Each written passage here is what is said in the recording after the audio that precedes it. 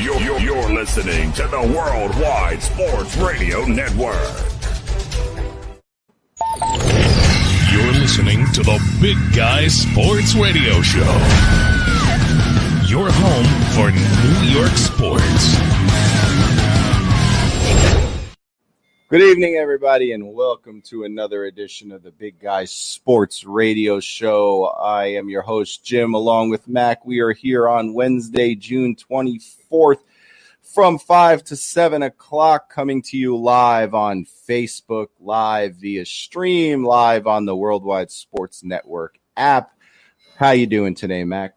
I'm doing good today, and as you can hear, you're right on time. I got my big clock over there dinging for you, just so you know I don't that. hear it. I don't hear it. Well, I got to turn the mic up a little bit because, when we do our 30-30 the second time around, that'll kind of give us a clue because, we get carried away talking sometimes, and we forget what the time is. But, yeah, so I'm doing pretty good today. I did a lot of research. My eyes are bleeding, but, yeah, I'm ready to go tonight. All right, I see you're smiling. Yes, sir. I see. You got that big smile going. So what has you so happy before I get into the it's just all the stuff that the list we're going to do tonight. All the, I go back memory lane. I'm a little bit older than you, and I remember a lot of things that I used to watch when I was a lot younger. And, I was just going through all the different names. And I already had my top 5 lined up in almost every division that we're going to do, every category. But to research it and to find out how good these guys really were, not just because they were my favorites and I knew them, but to find out how good they really were was awesome. Well, good. You do that, and I'll be a homer. So it works for everybody. Good. We got to just give some shout-outs to our people. First of all, I want to give a shout-out to the show that came before us, the Sports Hit List, doing their stuff. I was listening. They did a good wrestling clip, and let me tell you, me in wrestling, so I had to throw my names in there. Maybe one day I'll push Carl. Listen, let me get in. Right. Let me get 10 minutes. I got to talk wrestling. So, good evening to our friends. Tyrone is here. Justin is here. Justin is ready for sports, I'm sure, like everybody else. So before we get into a lot of different things, I know we have Saturday as our strictly wake up with baseball in New York show. So I don't want to get too deep into the baseball stuff today. But I do want to just clarify because there's a lot of rumors going around about how the divisions are going to work. And I think there's some confusion. By people that I just want to clear up. Oh, everybody saw back months ago that they put these 3 divisions of 10 together. Okay, everybody saw that.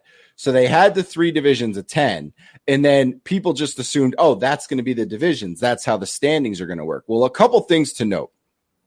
First of all, baseball took Pittsburgh out and put Atlanta back in. Wow. So that's first. So I understand baseball took Pittsburgh, as it should be, and put Atlanta back in. So you lost a bad team, picked back up a good one. Second of all, to my understanding, and I'm still getting clarity on this, I'm trying to get some answers on this. That's why we're going to talk more about it on Saturday when we have all the answers. According to the way it's supposed to work, it's not that every team is being thrown into a 10-man division. It's that those are just the teams you're going to play. So what's going to happen is for the Yankees, for example, they're going to play 10 games against Baltimore, Toronto, Tampa, and Boston to get to 40. And then they're going to play 4 games against the Mets, Braves, Phillies, Nationals, Marlins, and that'll get them to 60 games. But as far as the records go, the Mets will be in the same 5-man division they've always been. The Yankees will be in their same 5-man division they've always been. It's just the 2 divisions are the only 2 playing each other. And then what's going to happen is it's the same as always with the playoffs. You have your 6 divisions, 3 division winners, 2 AL wild cards, 2 NL wild cards, 10 teams just like every year.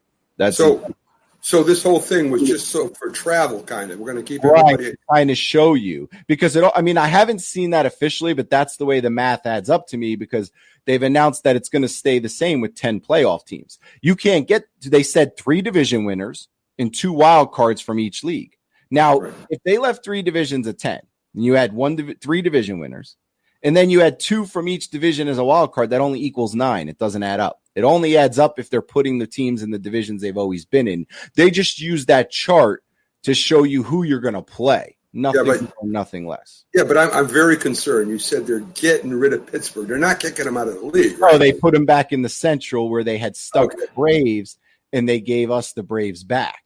Okay, because I was worried for a second there. I was like, what did Pittsburgh do? I mean, did they do something wrong where they got expelled from the league for a year? That's no, if anything, it hurt us because we'd rather have Pittsburgh. Your wife was on the air saying hi. She shouldn't say hi to me. But hey! We'll have to talk, we'll talk later. She didn't say hi to me. I sent her a note. I said, she shared that video with me for boxing. So I was like, yeah, it was really nice. So that's I want to clear up, but we'll go into great detail on that Saturday when we're going to talk about all the new things coming with baseball. And there are quite a bit of new things they've changed for this season to get through to get through next season. And I also want to make sure that we clear up a few things as well, just because there's some misunderstandings of not only how it's going to work this year, but how it's going to work next year. But we'll get in. There's so much. We have so much time on Saturday for our Wake Up with Baseball in New York show, which will be on 8:30 to 10:30 in the morning. If anyone wants to join us, it's all baseball. There you go. Baseball all the time. So let me start. I want to start off with something that will make the hockey fans happy. So the hockey, just to give a little breakdown today, we're going to talk a little hockey. I want to talk about Craig Carton got released from prison, if you know who that is, from formerly of the Fan, and Jamie Foxx playing Mike Tyson. And then, of course, in the second hour, we're going to get down into even sooner our top 5 favorite players of all time. This is personal favorites, not the top 5 in the sport. And I'm telling you that because as we're doing this, you're going to notice that I'm a homer. So I just want to put it out there so you misunderstand. I have no problem being a homer. We're gonna talk when you start giving me this nonsense. It's gonna be some stuff. But I want to just mention before we go, I want to give a big shout. Gave a shout out to the Hit List. Great show today. Big shout out to Errol and everybody at Worldwide Sports Network who's been very accommodating as we partner up. And I want to just say if you're listening to the show, in order for us to see your comments, you have to, for some reason, it's Facebook's logic. I can't explain it. You have to comment through the viewing that's on our Facebook page, The Big Guy Sports. So if you like that, then you can comment on the video there and I'll see it. If you comment somewhere else, we won't. You can also follow us at Twitter on The Big Guy Sports. So I just want to throw that out there.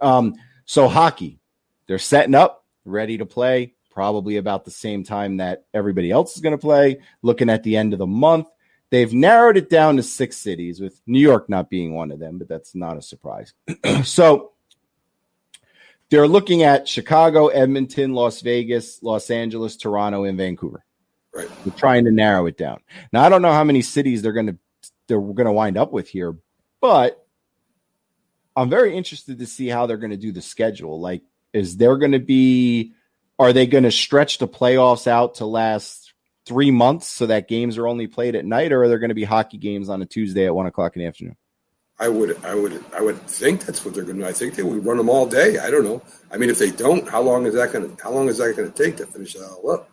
Well, with the tournaments and everything at first, it's going to take a little while. Yeah, definitely. They're trying to let everybody else come in. So didn't they say they're just still trying to get it down to 2 hub cities, right? They're not going to be 4. Yeah, they're narrowed it down to 6. They want to get to 2. All right, Pat says a triple header in each city each day. That makes sense. So yeah, one of those games then starting around dinner time. Would have to.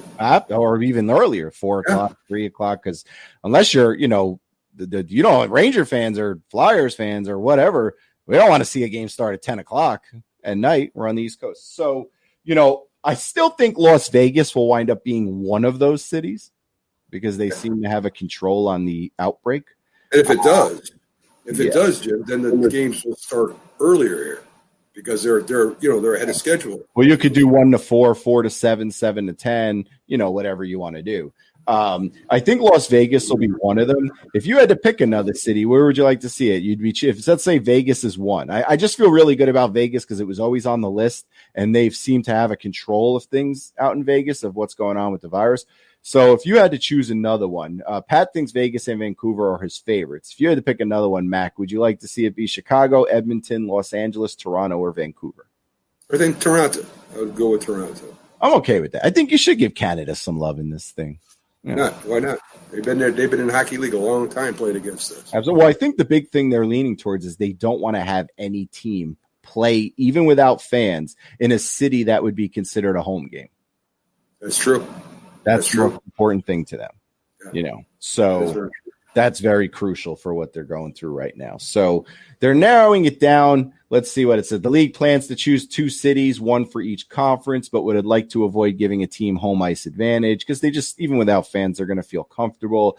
It could create some complications considering that 5 of the 6 cities are in the Western Conference. Las Vegas feels pretty good that they're going to be one of the cities. They're currently in phase 2 of their return to play strategy, which means the players can participate in voluntary individualized workouts in groups of up to 12. Yeah. So that's where they are. So, and anybody who wants to go out of state must go through proper protocols, including getting a COVID-19 test before they can come back into the ice. So now they get through all the way to the Stanley Cup. Of course, it's going to be held in one hub. So they're going to have some teams going to have to travel somewhere, and hopefully they're ready by then. Well, they're all just going to hang out in the same, city, so to speak. So not for the Stanley Cup. Well, no, I think the Stanley Cup's going to take place in one of those hub cities, right? But one team will probably end up traveling, wouldn't it? I mean, yeah. Well, I mean, what they're going to do is once they lay out. Once they get it down to, the normal eight team format, whatever 8 teams are in one hub, the other 8 teams are in the other, they're just going to sit there the whole time. Agreed. But suppose in one hub you got a winner and the other one in the other hub has a winner. Well, no, that's how it's going to work, though. They're going to have the Western Conference in one city, the Eastern Conference in the other, right. And they won't have to worry about meeting till the Stanley Cup. That's what I'm saying. So that's when they're going to have to come together. Somebody's going to have a travel. Somewhere. Right. Yeah. I don't know. I'm sure they'll get to that, when we get a little later. So looking at Alex, is the welcome to Alex, who joined us on Facebook, and Alexander. Alex is a huge hockey fan, much like Pat. There are resident Devils and Ranger writers. See that? Devils and Ranger writers now. All right. And we have an Islander writer, but he's not here. Let's see. So NHL plan is to commence with phase 4 of the return to play format on July 30th. So right now we're in phase 2. Phase 3 will see a 2-week training camp take place before the teams have to travel to their hub city July 23rd or 24th. The same day baseball comes back is the day that hockey travels to their official hub city and gets ready to play. July 30th is when each team will commence on phase 4, which will lead one exhibition game. They're going to have one exhibition game before July 30th. And the qualifying rounds where the teams that, were fighting for those last few spots, where now they get to play in, series like the Rangers and the Islanders who would have missed out. They're going to begin on July 30th. So everything seems to be, and just to give you a breakdown for those that don't know, now the 4 teams in each conference that are in the round robin, those guys are just going to be playing for seeding. They're not playing to get eliminated. In the qualifying round, the round robin teams, if like, for example, the Flyers are one, I'm a Flyers guy. Flyers play the Bruins and lose. They're not eliminated from the playoffs. They're just seeding. So in the Eastern Conference, you got the round robin teams, which cannot get eliminated in the qualifying round, are the Bruins, the Lightning, the Capitals, and the Flyers for 1 through 4 seeding. In the qualifying round, where they have to eliminate 4 teams, you're looking at Pittsburgh versus Montreal, Carolina versus the Rangers, the Islanders versus the Panthers, and Toronto versus Columbus. And whoever loses those 4 series goes home. And then somewhere between the winners and losers, those are the 5 through 8 seeds in the playoffs. In the Western Conference, the round robin is the Blues, the Avalanche, the Golden Knights, and the Stars. Now, that's interesting because if Las Vegas is one of the hub cities, then that tells me since the Golden Knights are automatically past the qualifying round that they can't play in Vegas. Right. They've got to go to the other city. Then you've got Edmonton versus Chicago in the qualifying round, Nashville, Arizona, Vancouver, Minnesota, Calgary, and Winnipeg. So all the local teams are represented except the Devils. Right. The Devils. So there you go. And they're starting July 30th. They're starting July 30th when basketball starts July 30th too. So so all 3 we're gonna go from top 5 lists and Seinfeld reruns to all the sports we can handle right on the spot. Yeah, one time. Yes, sir. And hopefully the teams do good. But I tell you what, fans, if the Rangers and Islanders don't get eliminated in the qualifying round, I have spectacular news for you. We will talk plenty of Flyers, even though it's New York sports. So don't worry. We're going to throw in a little Philly because Mac just told me yesterday how we got to kind of count Connecticut and Philly and all. So I give us something to talk about. So don't fret, people. If your team gets eliminated, mine will still be there. It's all good. It's all The Ranger fans and Island fans are going to love you. They're going to love you. Let them love. Let them love. Hey, listen, you like who you like. I mean, it doesn't mean you can't talk. I'm going to be rooting for the Rangers and the Islanders. Listen, they do well. We get to talk about it. You know, I'd love nothing more than to see the Flyers match up with the Rangers, just so Justin and I can go back and forth on, Facebook all week. There you go. Get something to talk about. Right. Yeah, definitely. Of course. So, and Alex too. I mean, I don't know if Alex is into the trash talking, but so they're lining up. Everything is lining up. I can't wait to get hockey back. I've missed it. I missed every sport, but I mean, I'm so excited about getting hockey back. So, it's a shame that New York couldn't be a hub city, but I don't blame them. I don't blame them. A lot of people in New York, man. Where are you going to hide all those players? Not only that, I mean, you look at the New York sports right now, right? You got the Knicks. They're in Madison Square Garden. They're no good. The Giants and the Jets went to New Jersey. I mean, they left New York. So, I mean, maybe they're trying to tell, Governor Cuomo or whoever else. Maybe they're trying to tell him something. Who knows? Well, I mean, you got to think of it. I mean, New York would be a tough place to have people come in and not worry about them being around other players. I mean, do you know how many people are in New York? I mean, how are you going to possibly, keep them away, Well, Vegas is no small little town, dude. Vegas is a big but city. Vegas people are listening, though. Like when they tell Vegas people when they should and shouldn't come out, the Right. Vegas people listen. So from a Vegas standpoint, they come out. When you tell New Yorkers to stay home, they come out with, they're not wearing gloves, they're not wearing masks, they're not wearing hats, they're not wearing clothes, they're just out. You're lucky to be wearing clothes. You're right, dude. They just run out. I had a shot to get the guest. I had to get a chance to get the naked cowboy in here one time, but I'm not going to do that. No? No. Okay. So will you be now? Listen, it's okay because honesty is honesty. I know that hockey is not your number one thing to watch. So, Right.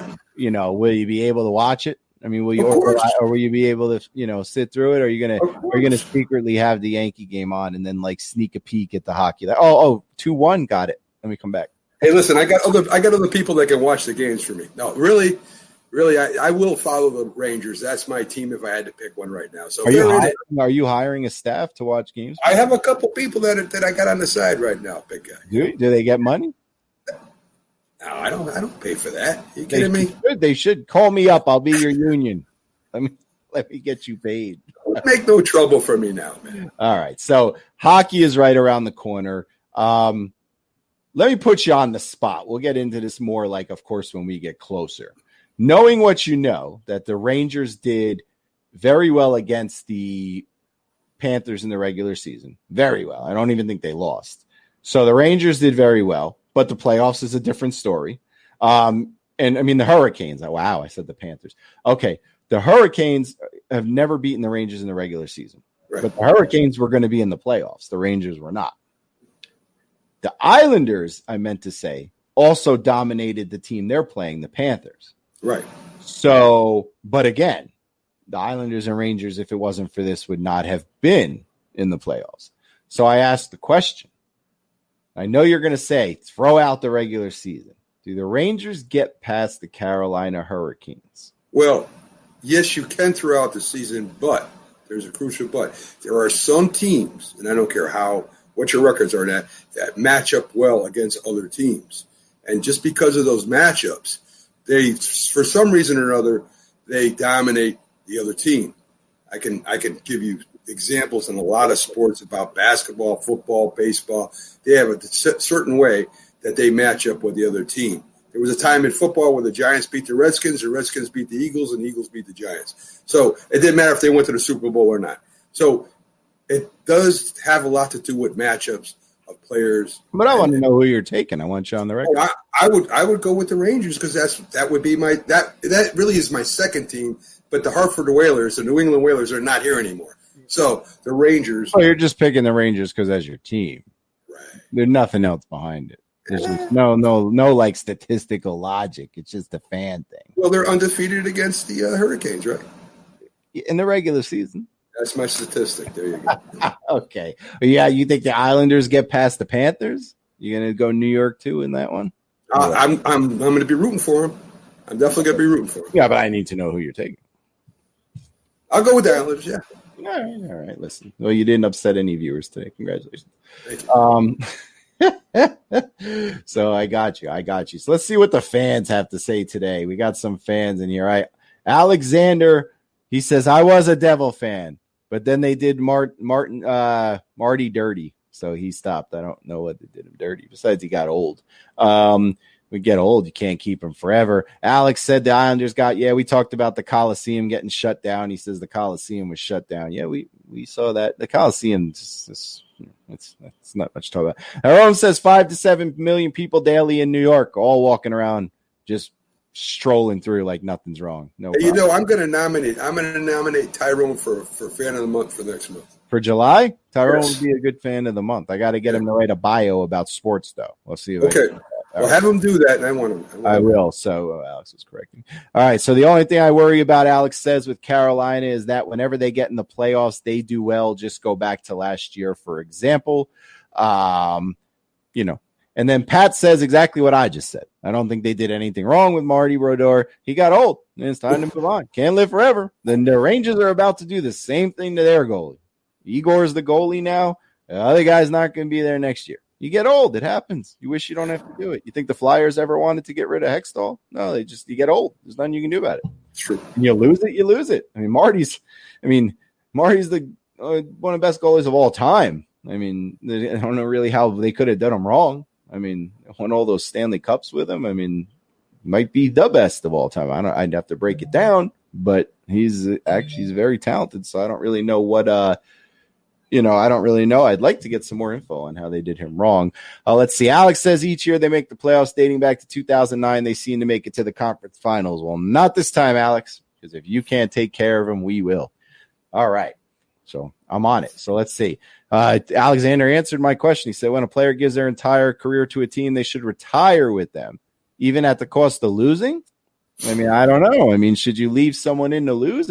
Under that logic, technically Eli didn't really want to retire. He just didn't want to play somewhere else. So should the Giants have re-signed Eli Manning because he wanted to play 2 or 3 more years and just let Daniel Jones sit and lose games? Can't do it. Doesn't mean they don't like the guy. It just means that sports is that one profession where eventually age catches up to you. Yeah. That's the end of it. Yeah, it's too bad. It's too bad, but it happens, and we get attached to players. We get attached to our team, and people get a little upset. But hey, listen, there was discussions, I guarantee you, between both sides. And absolutely. Trust me, the Devils did not mean any ill will towards Martin Brodeur. No ill will. Trust me. That guy gave everything to that franchise. He will always be a Devil. But that's the thing. It's a business. Tyrone says a business. Alexander, they don't want to. Maybe Brodeur didn't want to go there to be the backup. Do you know how hard it is to be the starter and the king of that town for so many years and then sit behind somebody? Do you know what that does to somebody? That's like basically letting you sit there all day just knowing that you don't have it anymore. Yeah, and even if you think you do, you just use Eli Manning. I guarantee you, Eli Manning thought last year that he had at least one more good year in him. Right, and Eli Manning retired for 2 reasons. 1, he didn't want to play for another team, and 2, he admitted he didn't want to be a backup. Yeah, he said, "Well, I'll retire because I'm either going to stay here and be a backup, or he's going to go somewhere where he's not going to make much money. He wasn't getting starter money anymore. He was going to get Colt McCoy money, or he could have went somewhere else, and he didn't want to finish his career with someone else." Yeah. It's a business. Alex asks, who, in your opinion, starts game 1, Hank or Igor? I think you ride Igor. I think you ride the hot hand. I know people want to say give it to Lundqvist, but you'd be pulling a Brodeur. You're giving it to Lundqvist just because of what he's given you over the years, but he's not the guy anymore. Well, as I said, you got him in backup before. Igor starts getting a little nervous, can't handle the pressure, whatever the case may be. Exactly. Or if the Rangers bomb game 1 and you're looking for that momentum boost because you bring in Hank, and if Hank plays off his head in game 2 and you win the series, bam, momentum. Pat says if the Rangers are smart, Hank won't play. I agree and disagree with that. I think if Igor struggles because it's his first time, you can use Hank as a guy to try to give you a boost. If you're going to get swept out of the playoffs anyway, why not throw him in? And it's only 3 out of 5 for these beginning series, man. It ain't 4 to 7. Yeah, I mean, so but Alex says, going back to the hub city, where do you think the NHL can do it to make a home ice advantage? No, that's what they're trying to avoid. They're trying to do everything they can in their power to not have home ice for somebody, even though there's no fans. So I'm not, and yes, Pat, I understand Hank is the third goalie on the team, but I'm going to bet you, I'm going to want you to write this down, because I know Pat and me, we debate some time on Facebook. I want Pat to write this down. He will be the backup in the playoffs, and the third goalie will not be on the roster. No doubt. Write it down. No doubt. Write it down. They will send Hank out on a high note. Playoffs is a wholly different thing. But I would still start Igor, regardless of, just because he's the hot hand. And you play the hot hand. You play the young kid. That's your goalie. This is your goalie now. This is your guy. Exactly. But you like you said, you hit it on the head. Worst case scenario, if you're down 0-2 and your only shot to keep going is a momentum change, you throw in Hank and hope that he relives his stuff from there, Yeah, definitely. Yes, I'm saying that it will be Hank and Igor on the test. Exactly what I'm saying, Alex. I'm here to make shocking statements. If you want me to just sit here and repeat what the depth chart says, that's boring. Yes. Do that. And untrue. Yes. And Alexander says, I understand that, but sometimes players don't know it's over. Well, that's where the business side of it comes in, Alexander, is that it's sometimes some players will go on forever if you don't stop them. You know what I mean? And somebody's got to, they've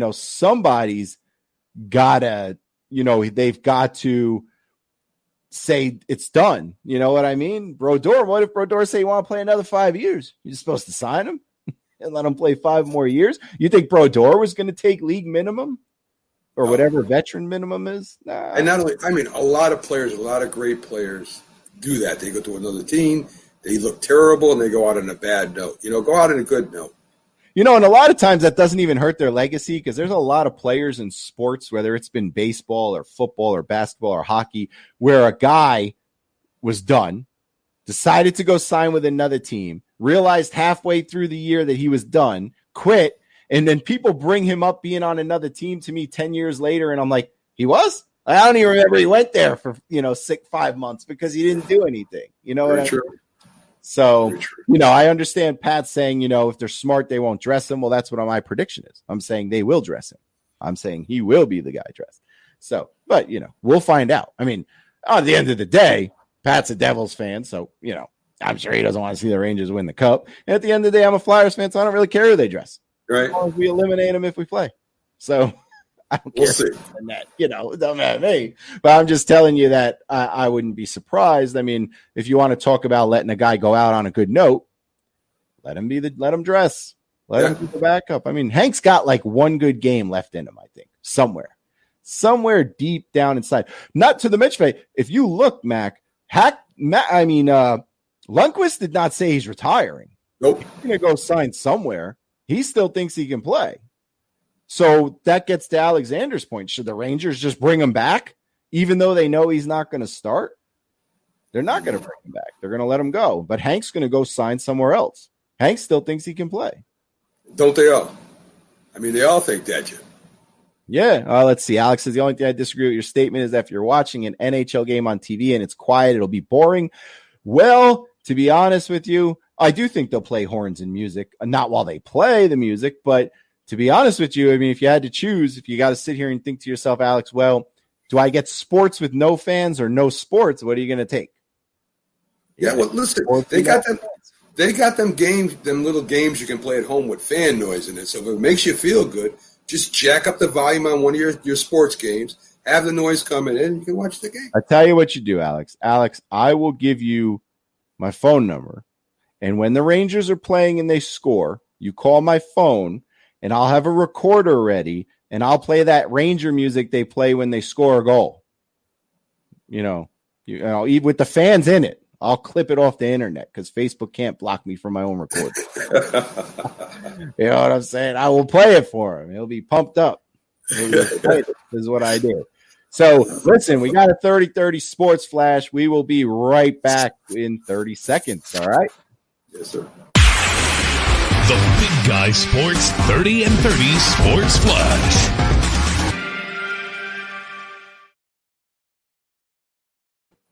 Yeah, how you all doing today? This is the Big Guy Sports Update. An NFL running back Adrian Peterson, at 39 years old, is gunning for 4 more years in NFL. We were just talking about people going out on top. Well, here's a running back that still thinks he's got 4 more years left in him. In Major League Baseball, after other sports are gearing up to play, Major League Baseball has finally agreed to play 20 games less than half a season. They will be playing a total of 60 games. In basketball player Magic Wing Evan Fournier on Twitter replies to Wizards this Wizard Davis Bertans deciding not to play this year's playoffs. Fournier says that this is what's wrong with the NBA today, adding, if you think it's okay to sit home and perfectly healthy while your team is out there playing, it says a lot about you. And in hockey, there are top 3 candidates for the Hall of Fame this year. We have Daniel Alfredsson, who had 1,157 points, 44 goals, 713 assists, and 1,246 games. We have Rod Brind'Amour, who had 1,184 points, 452 goals, 732 assists, and Patrick Elias of the New Jersey Devils with records of 408 assists and 617 points. So this is brought to you by the Big Guy followers and sports groups we're affiliated with. Okay, I'm going to help you out here because we love each other. Because Correct. Why you pick updates where the names are so hard? Like, listen. It's Patrick Elias is the Devil.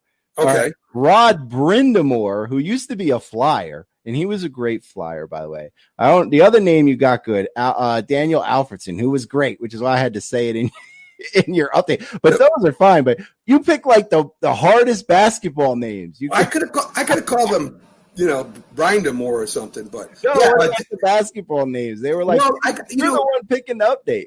I was doing. Now listen, I'm the type. I was doing the best players of all times, right? So I got Magic Johnson in my head. Okay, so when I saw Magic, because my eyes are bleeding from all the research I did. When I saw Magic, I almost said Magic Johnson. So so when I was going basketball player, Magic the wingman, instead of saying I was going to say Magic Johnson. So well, I'm just saying, make life easier on yourself. Look for someone called John. A story about someone named John White. I don't know. I mean, just come up with something easy. But I will tell you, just to touch on that point before we get off of it for a second, those are 3 excellent names for the Hall of Fame. Daniel Alfredsson was phenomenal with the Senators. Rod Brind'Amour, who was good with Carolina, was also phenomenal with the Flyers, one of my favorites. And Patrick Elias is, a legend in Jersey. So those are 3 great choices. The NHL Hall of Fame. They had a couple other. There was a couple female hockey players up for the Hall of Fame too. I didn't pop them in there because I just went with the first 3. But there are 2 other women that are involved in it. I would be surprised if all 3 of those guys didn't get in. All deserving. Yeah. All deserve. All very good players. So So anyway, as we move on from hockey, the Craig Carton was released from prison. Now, I don't know if you listen to the Fan. Maybe you do. Maybe you don't. Oh, Pat, bring up a good point. Jerome Iginla, Calgary player. Oh, so good. So good. He's definitely a good one, too. So, very good choice. See, I got the hockey guys are in here. They're on top of it. Jerome. Yeah, they're all over it. You would have never got that name right. You got Jerome, and I don't even know what you would have said with the last. You left that one out. So, if you listen to the Fan ever, you know who Craig Carton is. So Craig Carton was the former co-host of Boomer Esiason for the morning show on WFAN. He got arrested for a ticket scam with lots of money, which was also related to the fact that he had a big-time gambling problem. He got sentenced to 3 years. So anyway, he got he resigned from WFAN, yada, yada, yada, yada. So anyway, he got released.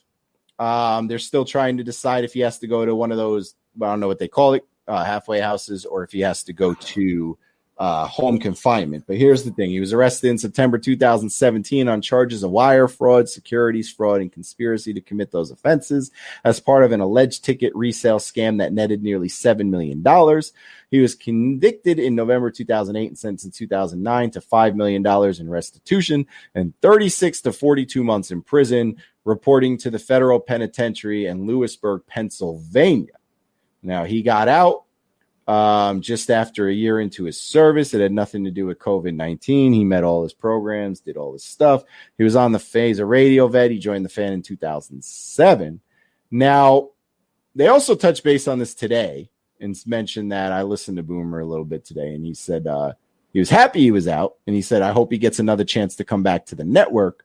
But he said that he also would not be teaming up with Carton, that his co-host Gio right now would be the guy who stays. Yeah. So as his co-host. So with that being said, when Carton was on the air, did you ever listen to him? And if you did, would you give him a second chance to come back this quickly? Well, no, I never listened to him on the morning show because at that time I was working. I have listened to Fan overnight and stuff like that when I got out of work. But anyway, I think do you give a guy a second chance for something like that? I really don't know. I really don't know. I mean, Boomer says he deserves another chance. They're talking about him maybe being pitted up against Michael Kay in a kind of an ESPN fan war. I mean, there's a lot of because they have that opening coming. Like Mike right. has been at the end of his rope and ratings falling for quite a while. Right. So, I mean, does the guy still do a great job? Does he still get ratings? Are people going to be? I mean, what people? When he was there, they were the number one show in the morning. Well, who did he rip off? Was it fans? Was it? I mean, you see, I don't know the whole circumstance.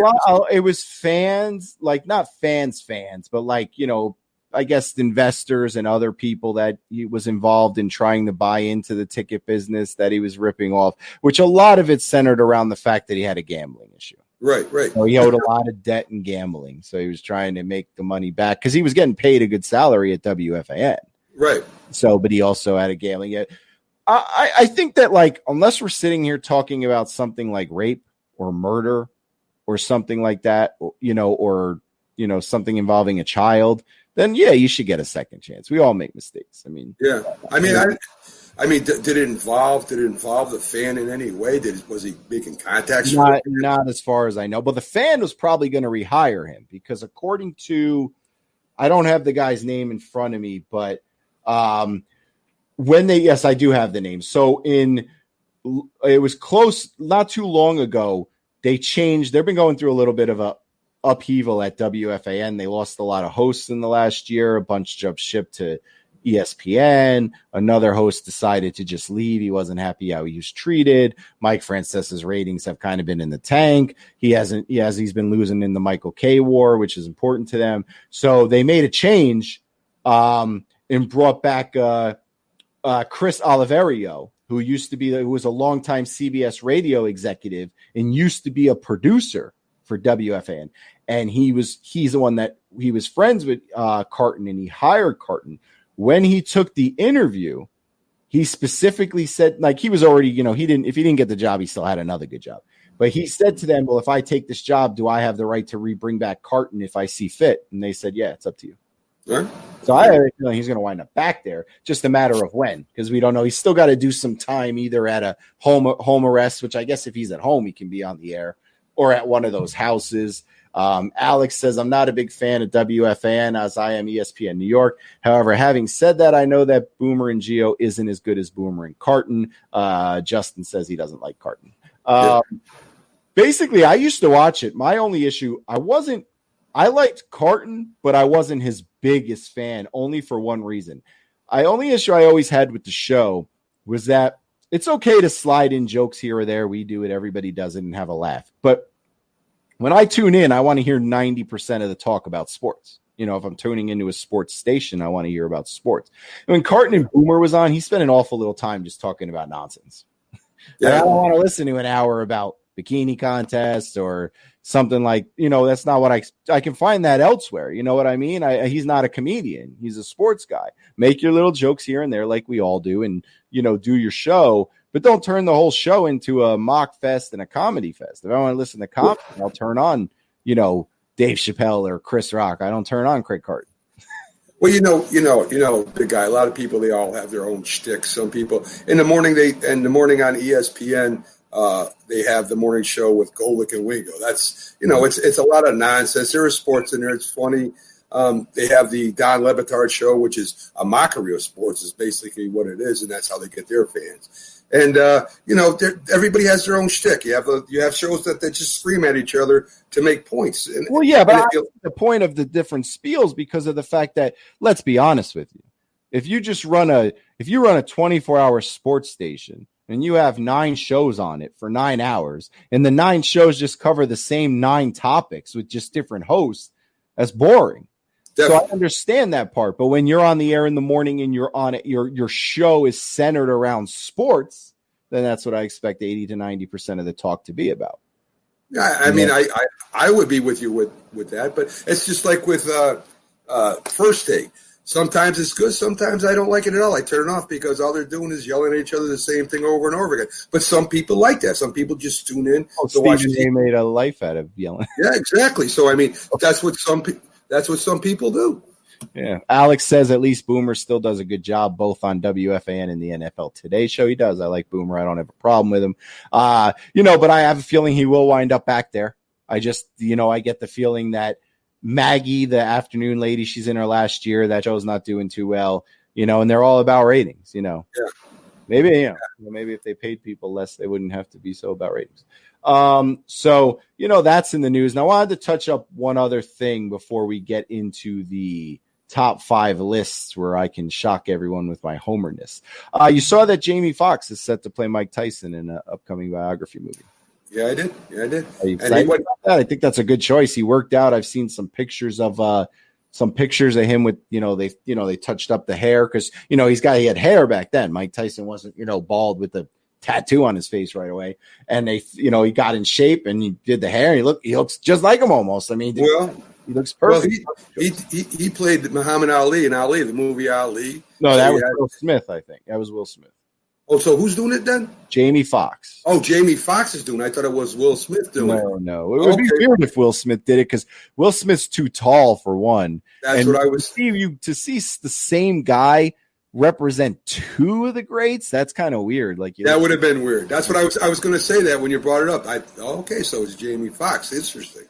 Yeah, I mean, I wonder how they're going to handle the life story with being married to Robin Givens and about those charges that were filed against him and that he went to jail. I wonder if how they're going to touch base on that. If they're going to be I don't want to say liable, but make some people mad and how they covered. I mean, those are touchy situations that they're going to have to go against in the movie. So Alexander mentions Jamie Foxx was in Ali, but he wasn't Ali. And Tyrone mentions Jamie played Ray Charles, which he did an excellent job. Jamie Foxx is very, very talented actor. And a good singer. Yeah, and it's a shame sometimes that it's like all actors. Sometimes they make hits the next time, then they go 2 years making duds that no one hears of, but he's starting. There was an excellent movie that Jamie Foxx was just in with Michael Jordan, the actor. I can't think of the name, but it was so good. It was a true story about someone was racially profiled and arrested for a long time, and he got out. I can't remember the name of the movie. It's not old. It's not old. It's less than a year old. But he played lawyer. He played the lawyer, right? Michael P. Jordan played It's Just Mercy. So good. If you haven't seen it, it's very powerful. I strongly recommend it. But Jamie Foxx, I can watch anything with him in it. He's so he's so good. So anyway, well, interesting. I don't know if if you ever read this story, but I knew about this story anyway. So many, many years ago, this is when Mike Tyson was like 22 years old. And Mike Tyson was like, then he was like, not the funny guy he is today. It was no attitude. Like, I'll rip your head off. And the whole thing went around about, he's take jokes. So he went to a comedy show. And back then, Jamie Foxx was still really doing mostly stand-up. Right. And Jamie Foxx was doing a stand-up and didn't even know Mike Tyson was in the room. But the people in the room did. So Jamie Foxx made a really funny joke about his teeth right? And nobody in the thing laughed, and he didn't know why. But then Mike Tyson stood up and he gulped because like, oh crap, he's here. And Mike Tyson started laughing and clapping like, that was good. That was good. So that's the first time they met. Interesting. Mike told him, he said, listen, I'm going to sit down with Jamie Foxx because they're friends. And he said to go over what happened in my life as he prepares for this, for the story. And he's going to have to hear some rough stories and understand some of the stuff I went through so he can understand the character. Well, will they bring Robin Givens in to comment on anything, to give her side? It's not a documentary. It's a movie. It's a biography. They're not going to bring people in to comment. I mean, I'm sure they're going to bring an actress in to play Robin Givens. Well, what I'm saying, are they going to talk to her about her side of it? I mean, are they just going to go with, because, you know, there's two sides to every coin, right? So are they just going to go on with what Mike says? Well, I'm sure they're talking to as many people as they can, but at the end of the day, the writer and the producer have to decide how they want to portray the movie. If it's a biography about Mike Tyson, I assume they're going to keep, you know, some of it legit, but you know, if it's something that he adamantly denies and you're choosing whether you're going to put his version of it in or Robin Givens, I think you got to put his in. How can you, if he's that strong about it, how can you not? You know, because there was a lot of weird stories about that. On one hand, you had her saying he was abusive and this and that. On the other hand, people say that never happened. I'm not really sure I believe that ever happened. I think that, you know, they were a weird match, you know, and she was trying to get back in the public eye at that time because her show that was on for all those years where she played, I forget what the show was called. But anyway, so, you know, it'll be interesting to see how they handle that. But at the same time, you have to, at the end of the day, you know, you have to make the movie based on the story you want to tell. I'm sure somebody wrote it, you know, so, you know. Well, I mean, then this is what I'm saying is interesting. So are they going to talk about the incident in the hotel where you got charged? You know, I'm sure you have to, right? I mean, how do you make a biography or a biopic or whatever you want to call it about Mike Tyson and leave half the stuff out? I mean, you wouldn't be able to properly explain how he got to where he is. So the interesting part to me is how are they going to portray that? That's the interesting part to me. Well, according to what they said is that the movie conveys both the highs and the lows of Tyson's career. Okay. So I'm sure there's going to be someone in the movie playing Don King. Someone's going to be in there. You know, can't wait to see what they do with the hair. I'll be honest with you. You don't know. I mean, the hair was something. I mean, the hair was just important as the man. You know? Yeah. Anyway, you guys are listening to the Big Guy Sports Radio Network. We are live streaming on Facebook, live streaming through the Worldwide Network on Twitter, the Worldwide Sports Radio Network through Twitter. We are also coming to you live. Like I said, if you want to comment, you have to come over to the Big Guy Sports page and like it so we could see your comments. It's not that we don't want you to comment. It's just that for some reason, Facebook only allows so many comments to come through. So I can't get them off other pages unless I open every page and constantly refresh the page. So come on over. You can find us on Twitter, Facebook. We're here talking. We're about to get into our top 5 in a minute. So all in all, I think we'll both be very excited to see the Mike Tyson movie, wouldn't you say? Oh, definitely. I mean, I respect him. You know, he's one of the greatest of all time. There's no doubt. I love him. I give up something I own to have him come on the show. I don't know what I'd have to think about it, but yeah. Be careful what you. Just 5 minutes. That's all. Be careful what you wish for, there, big guy. Well, I would have him on because he's so funny. Like he's such a comedian now. I'd have him come on and just talk fun stuff. I don't need to come on and talk about what happened in 1989 or 1995. I want him to come on and tell me what he's doing. Tell me how the weed farms are going. Is he out there smoking all this time, or is he just having a good time? What's he doing? He's making a ton of money on those. I'm saying. And is that weed farming, does that have anything to do with his training for the exhibition fights too? I would like to know that too. I don't think marijuana would stop you from being fit. No, I think it might help to keep him active. Oh my Lord Almighty. So anyway, very interesting. And I have to bring up, I'm going to have to pull up from other people the list because a lot of people commented on this. I went around today and said that we were going to be touching base on like all our top 5 lists. And I got some comments on Facebook and all this other stuff. So Did you put together a top 5 list of your favorite players in all the sports? Yes, sir. You did. Okay. So what I said was I asked, I wanted us to do the top 5 in the sport, not the top 5 all time, our top 5 favorite. You understand? Well, that's not how you worded it, big guy. That's what we're doing. So you might sound like you got the top 5 of all time, and my list might be somewhere totally out there. You worded your top 5, right? Your favorite top 5 players of all time. Right. You didn't say your top 5 favorites. What do you mean? But the way you twisted the words around, it made it sound like if you knew the guy, not that it was I don't want to see all 5 Mets and 5. Why not? I don't want to see all that, man. They aren't the greatest of all time. Listen, it's got to be. If you're looking for Ty Cobb and Babe Ruth, you're gonna be sadly disappointed. Oh my god! Because I made a top 5 list, right, for every sport on players that I enjoyed to watch, that I would pay to go see. See, that's not how you worded it. Well, listen, man, I got a lot going on. I can't just word everything perfectly. I mean, if I knew that, it would have took me about 10 minutes instead of 2 hours. You know what I mean? You just got a lot of knowledge out of it. Oh my God. I'm almost certain that all 5 hockey names you're going to say, you know how to say their name because you spent 2 hours on it. I don't know. I mean, I didn't have this. Hey, you don't know? I don't know. I'll do my best, man. I didn't. You know how they have it broke down where they sound out every part of the word for you with the long A and the hyphen and all that good stuff. I don't have none of that here. See, I'm still old school. I still write down notes, believe it or not. All right, hey, nothing wrong with that. Listen, you write it down, you can't lose it if the computer gets wiped. All right, so let's start with the top 5, and we're going to go 5 to 1. We'll start with the sport of football, and after we do ours, I'll read you. Let me tell you who the fans took, actually. Okay. They didn't do top 5. Some of them just put their top guy in each sport. Okay. So Steve commented that in football, 3 people who would be in his top 5 would be, and they didn't put him in any specific order, would be Tom Brady, Larry Fitzgerald, and Peyton Manning. He basically said, I can watch any of them over and over again and never get tired of it. Gregory wrote his top 5 in football would be Irvin, Montana, Staubach, Emmitt Smith, and Cliff Branch. That's good. Yeah.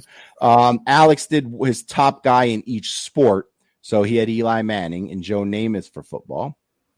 Let's see. Justin, I got to peek through all of this. Justin wrote for football, Klecko, Lawrence Taylor, Curtis Martin, Bruce Irving, Darrelle Revis. Let's see. Jerry Fowler. Remember we had him on. He is one of the premier writers for one of the Giants magazines and editors, an editor and writer for Giants Online magazine and podcast. He chose, where's NFL? Steve Largent is his favorite NFL player. Alexander, he put Randy Moss, Barry Sanders, Emmitt Smith, T.O. Darrelle Revis. And Tyrone put football, Lawrence Taylor and Barry Sanders. Very good, too. So here, I want to start at the back. Give me your number 5 football player. Now, again, I'm not going to just put my home team on here. These are guys that I watched growing up for the most part. Some I didn't. But most of them I did, and I just loved the way they played football. You already established that I'm a homer. Right. You're going a homer, and you're going with the great. All right. So my number 5. I think you'll like my NFL list. Okay. All right. Okay, so my top 5, here's my 5th guy. Mm-hmm. Deacon Jones of the Los Angeles Rams and San Diego Chargers. Mm-hmm. He played in 8 Pro Bowls, 2-time Defensive Player of the Year. He just was discovered by the Rams when they were scouting for running backs, and they saw Deacon Jones out running these running backs, and they said, "We got to get this guy." All right, he he revolutionized defensive end with his hand slap. He would probably be in the top 3 of sack leaders of all time, but they didn't record sacks at that time. But they have it estimated about 170 sacks. So. Unbelievable defensive end. I used to love watching with Fearsome Foursome when they used to play the Giants and the Vikings, and he was one great defensive end. No, I can't argue. I think you're going to like my number 5, even though he probably would not be in most people's number 5s, but I went by guys that I would pay to see. I would give out my cash, but he went to Notre Dame. So you might have respect for him. Number 5, I put Mark Bavaro.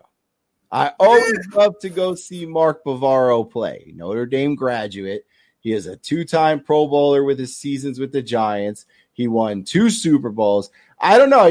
When I went to see Bavaro play, he just trucked people, man.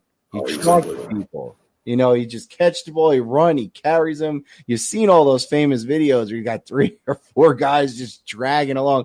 Mark Bavaro was a tough dude. Unbelievable. Unbelievable. One of the best, man. One of the best. Great blocking tight end, too. And, yeah, that one film of when he was doing the 49ers in that I think it was a championship game, and he was dragging Ronnie Lott and about 6 other 49ers with him. And who does that? Who drags Ronnie Lott? I mean, come on. You know that and his nickname was Rambo because he looked like Sylvester Stallone. He was built like Sylvester Stallone. Big boy. Big, tough boy. Really big boy. How can you go wrong with Mark Bavaro? So give me your number 4. All right. Number 4, this is almost a homer. This is Fran Tarkenton. Revolutionized the quarterback position and the passing game when the quarterbacks actually called their offensive plays.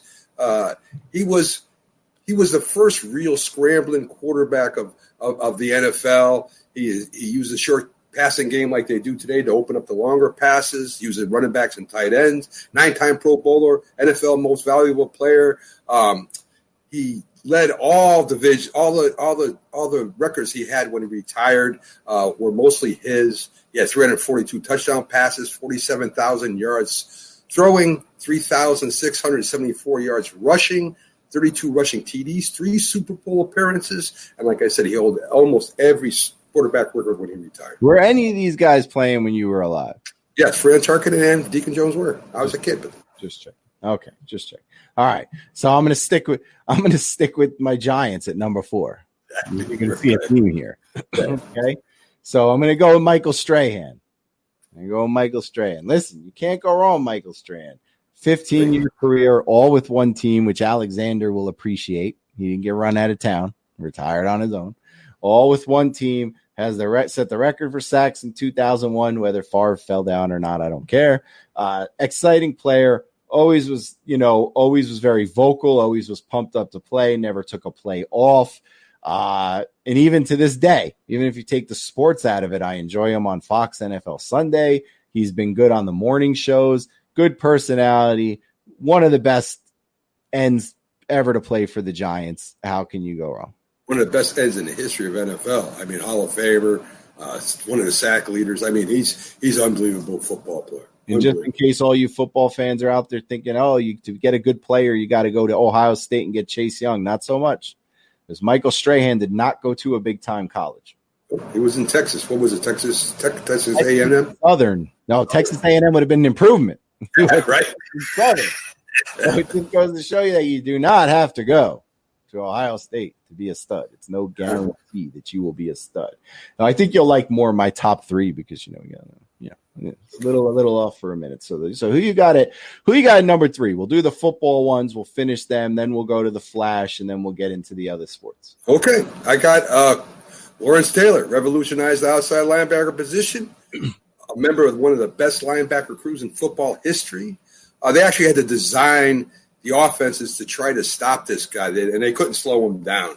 2-time Super Bowl winner, 10-time Pro Bowl, NFL Most Valuable Player, 3 times Defensive Player of the Year, Rookie of the Year, 1,089 tackles, 132 sacks recorded, 0.5. But his first sacks weren't recorded the first year.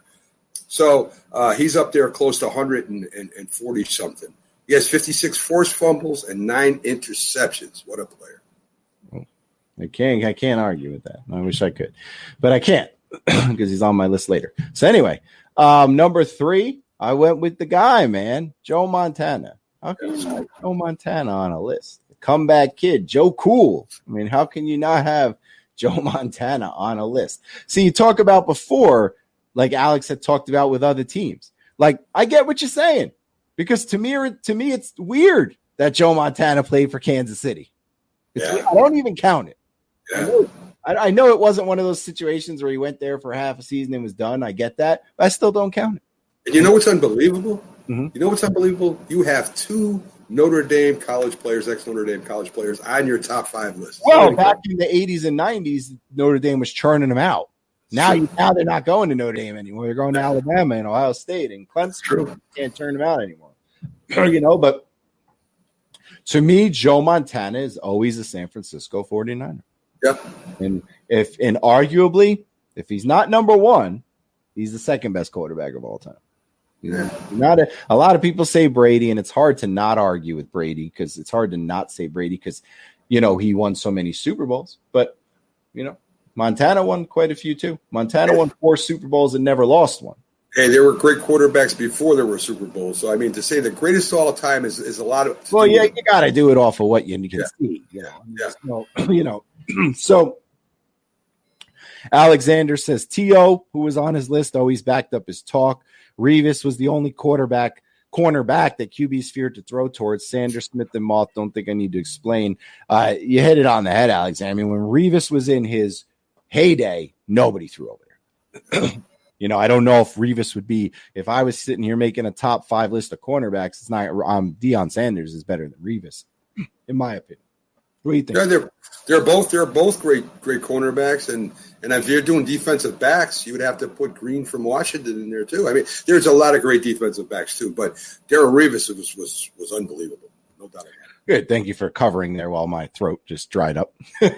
Live, you can't even fake it. So, Alexander says he was really good with KC, but concussions caught up to him. Yeah,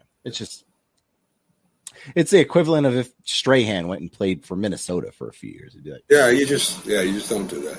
Jerry Rice is still always a San Francisco 49er. The other teams don't count. I'm still mad that Phil Simms went somewhere else to play. I haven't got over that yet. So, who do you have at number 2? Matt says Champ Bailey over Revis. I think there's a few cornerbacks over Revis, but Revis is really good. Yeah, no doubt. Number 2, I'd have to go with Jim Brown, arguably the greatest running back of all time. 1964 championship, 9-time All-Pro, 3 times MVP, Rookie of the Year, 8 times rushing leader, 5 times rushing leader with TD leader, with 12,312 yards, 12,312 yards in like 9 years. I mean, he didn't play that long. He had 5.2 yards per carry, 126 career TDs. This guy was unbelievable. I mean, if he played the full season, back then they only played 12 games. If he played 16 games, I don't think anybody would have touched his record. And if he didn't retire early, who knows how many yards he would have had. But he just dominated when he was with the Cleveland Browns. Okay. Well, for my number 2, I'm going to stick with San Francisco connection. And I'm going to go Jerry Rice. To me, best receiver ever played the game, hands down. That's my opinion. All the records, all the accomplishments, so many accolades. Career leader in almost every statistic for wide receiver. Reception, touchdowns, yards. Once had total yards and touchdowns in a season until it got broke. And the thing I like the most about Jerry Rice is he always played the game right. Yeah. He never cried. He never complained. Didn't want the spotlight. He didn't want the spotlight. He just went out there, did what he does on the field, what he knows how to do well, made his money, set his records, called it a day. Yeah. How can we go wrong? So before we go to the Flash, who do you have as your number 1? And we're gonna do the football. We're gonna quickly go to the Flash. We're gonna come back with top 5 baseball, hockey, basketball, college football, and college basketball. So we got plenty to cover on the top 5s, and we'd love to keep hearing your opinions on your top 5. But we're up to number 1. Who's your number 1 top 5 favorite football player of all time?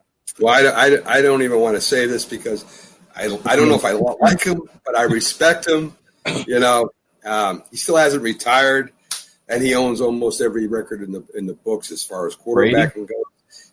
9 Super Bowls, 6 Super Bowl appearances. I mean, I don't know if that record will ever be broken. So, quarterback of a team. So, I respect him. He's a Patriot and now a Buccaneer. But man, this guy is one heck of a quarterback, and you got to give the man his due. You can't take anything away from Tom Brady because nobody has gone to more Super Bowls with less talented names on offense than Tom Brady. Tom Brady, and I'm not taking anything away from Joe Montana. But Tom Brady never had a John Taylor, Jerry Rice duo at wide receiver. Yeah. And didn't have a running back like Roger Craig either. So. No. And he still won. Yeah. And he didn't have a defense like San Fran in those days with Ronnie Lott and all those guys. I mean, the Patriots defense was pretty good. In fact, they brought them to a couple Super Bowls. So, I mean, we could debate that, but San Francisco had a dominating defense back then. There's no doubt about that. Well, my number one was your number three. Of course, I'm a homer, my number one. How can I not put the greatest defensive player of all time, Lawrence Taylor? Great pick. Got to be number one. He's the best. And I met him. So how can you go wrong? You know, he's the best. So you kind of read off all his stats here. So me doing it would just be a repeat. But is there really anybody better defensively than Lawrence Taylor? He changed the position. Yeah. I mean, there is no greater outside linebacker in the history of football. Probably one of the greatest linebackers because you got to put in Dick Butkus and other people like that. Defensive players, there's a lot of great defensive linemen, Reggie White, Bruce Smith. I mean, there's a lot of great ones. But the greatest I would say the greatest game changer in all of football. All right, so I'm going to put you on the spot because you're Mr. Knowing All from the old days. Okay, so I'm going to hit you with a trivia question. Don't let me see you typing on your phone or Linda passing you any messages via Morse code over there. All right. Lawrence Taylor was picked in the 1981 draft as the number 2 overall pick. The New Orleans Saints passed on him. Who went number 1? Wow. You'll never get this because I've never even heard of the guy. Can you give me a hint? Was it another linebacker? No. Oh, then I don't know. I was going to say Jackson. A running back. I'll give you the whole hint because you still won't get it. He's a running back out of South Carolina. Running back out of South Carolina. No, I don't know. I don't know. George Rogers. George Rogers. I know George Rogers. You think George Rogers should have been drafted before Lawrence Taylor? No, but George Rogers played for the Saints. He also played for the Washington Redskins and went to a Super Bowl with the Washington Redskins. He was a good running back, Jim. Let me throw some names at you that George Rogers went before, okay? George Rogers went before Lawrence Taylor. He went before a running back that he wasn't even better than. Freeman McNeil had a better career than George Rogers. Kenny Easley and previously mentioned Ronnie Lott. Ronnie Lott went 8th in the first round in that draft. I'll tell you right now. Did you look up the stats on George Rogers? No, but I'm going to do so. I wish you would. George Rogers, a professional college football player and pro, played 7 seasons. He won the Heisman in 1980. He was the first pick in the 1981 NFL draft. He played for the Redskins and the Saints, rushed for 7,000 yards. In 7 years? You think New Orleans feels bad they didn't take Taylor? Oh, of course they do. How many teams? A lot. I mean, don't you think a lot of teams wish they took Tom Brady too? I mean, he was in the 5th round. Tom Brady went in the 6th round. All right, then. So, I mean, that happens all the time. I mean, let me look at the running. Let me look at Freeman McNeil here for a second, okay? All right. Freeman McNeil played 12 seasons. 12 seasons for the Jets during the late 80s. He was the two-headed monster with Johnny Hector. When he retired, he's probably not anymore. He was the Jets' all-time leading rusher with over 8,000 yards. So in 12 years, he got 1,000 more yards than Rodgers. This is true. Fine. Okay, so Rodgers was the best running back that went in the draft. I don't know. He probably should have went around 5th or 6th. I agree. It is what it is. And I'm just looking at the first round. I'm not breaking into. I just wanted to see if you knew that. Hey, Chris Collinsworth went in that draft. How about that? Chris Collinsworth. Not a bad receiver. In the 2nd round. Guess who else went in the 2nd round? In the 1981 draft? Mm-hmm. Mike Singletary. Pretty good linebacker, wasn't he? Went in the 2nd round. Picked good middle 38. Yeah. Chicago used that, traded. Chicago made it. And guess who else went in the 2nd? I'm seeing like Hall of Fame names in the 2nd round. Howie Long went in the 2nd round. Well, they say that the 2nd through the 4th round is where all the great players come from. So you ain't kidding. Holy crap. All right. So we got through another hour. We're going to do another quick sports flash, and then we're going to get into the top 5. We got baseball, hockey, basketball, college football. Mac's going to handle the flash. Jim is going to drink some water so he stops sounding like he's dying on the air. And I'm going to try and pronounce everything good. Remember, it's Patrick Elias, Rod Brindamore, and Daniel Alfredson. I can't help you with the basketball names because I had no idea what you were talking about. So hold on. The Big Guy Sports 30 and 30 Sports Flash.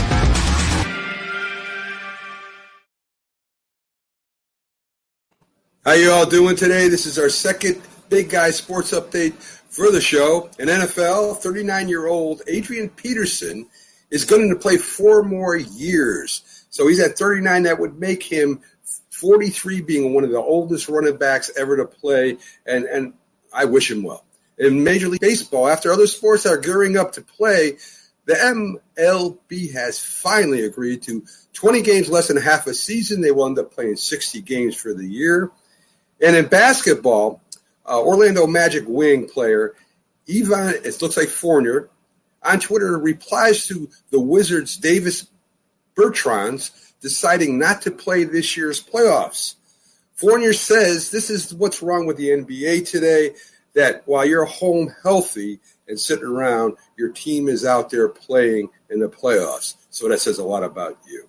In hockey, top 3 candidates among Hockey Hall of Fame is the 3 that I'm mentioning right now are Daniel Alfredson, who had 1,157 points, 444 goals, 713 assists in 1,246 games. Rod Brindamore with 1,184 points. Don't make me laugh there. Big guy, 452 goals, 732 assists. And Patrick Elias, did I say it right? No, Elias, but you're almost there. Elias, New Jersey Devils record-setting guy here with 408 assists and 617 points. And this is brought to you by the followers of the sports, the Big Guy Sports, and the affiliated groups we are in that follow us also.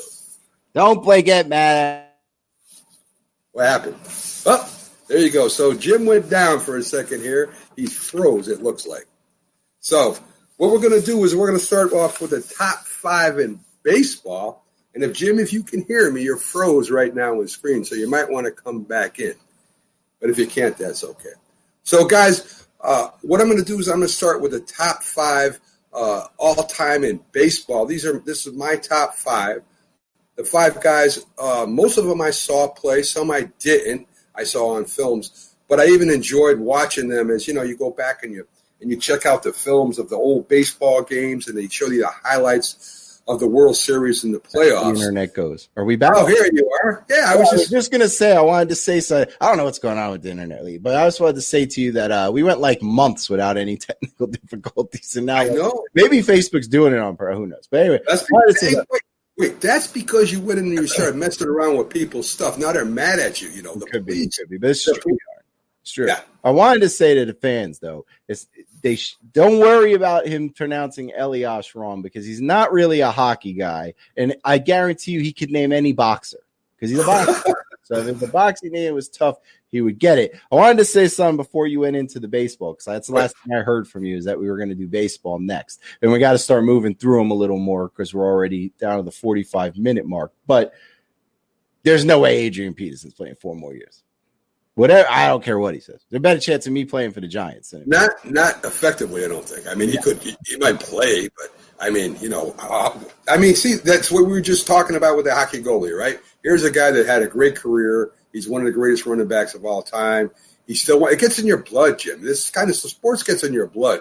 I mean, even when I got my knee crushed and close to the last game of the season when I was a senior in high school, I still did everything I could do to try to get in that playoff game. I mean, I went on the field limping, and they had to sit me down. You want to play. You want to play this game. I get it. Yeah. Justin says Patrick Elias pulled the plug on us. That could be. Being in a name. All right, so baseball, we're going to have to go through it at a little bit, pick up the pace a little bit here. Who do you got at number 5? Well, we just talked about him yesterday, Ken Griffey Jr. I mean, one of the greatest greatest players of all time. Wasn't involved in the steroids at the time that was going on while he was playing. Had 630 home runs. Yeah, 284 batting average. He was a 4-2 player. He had tremendous outfield, a great base runner, and clutch hitter, and an old school ball player. So that's my number 5. All right, I went with number 5. I took David Wright just because I love David Wright. I felt like he always played the game and represent the sports way. For me, as far as like his attitude and his leadership and the way he never said anything wrong, he was like my Mets version of Jeter in the fact that Jeter always handled himself right. He was a great back and find a spot where Jeter talked like an idiot and look. Yeah, David Wright was a great ball player, no doubt. And the one of the saddest things for me is how David Wright's career was robbed by his back injuries and his other injuries, because David Wright had another 4 or 5 good years left, and he leads them. He's past Darryl Strawberry in so many hitting categories. Can you imagine how much further he would be if he didn't get hurt? Yeah, he was a great. I used to watch him play all the time, Jim. He was a great ball. Yeah, I'm glad the Mets have put him working in the organization because he deserves that. All right, who do you got at number 4? Well, this guy I never actually wasn't. Was a little bit before my time. Stan the Man Musial, 3,630 hits, averaged 331 through his career, 475 home runs, 7-time batting champion, MVP 3 times, and was in the World Series 3 times, and was a 24-time All-Star. This guy, I've watched clips of him, Jim. This guy was unbelievable. All right, can't go wrong with that. Number 4, I'm going to go with, I went with, where is he? Mike Trout. First ballot Hall of Famer. Look, I don't even really know what you could say about Mike Trout. He's won, let's see, how many? 8-time All-Star, 3-time MVP, 2014, 16, 19. He's, finished second in votes 4 times. So he could easily be the 7-time MVP. He's the best player in the sport, hands down. I know Yankee fans. Trout. I want to say Judge. A Judge is not as good as Mike Trout. I'm sorry.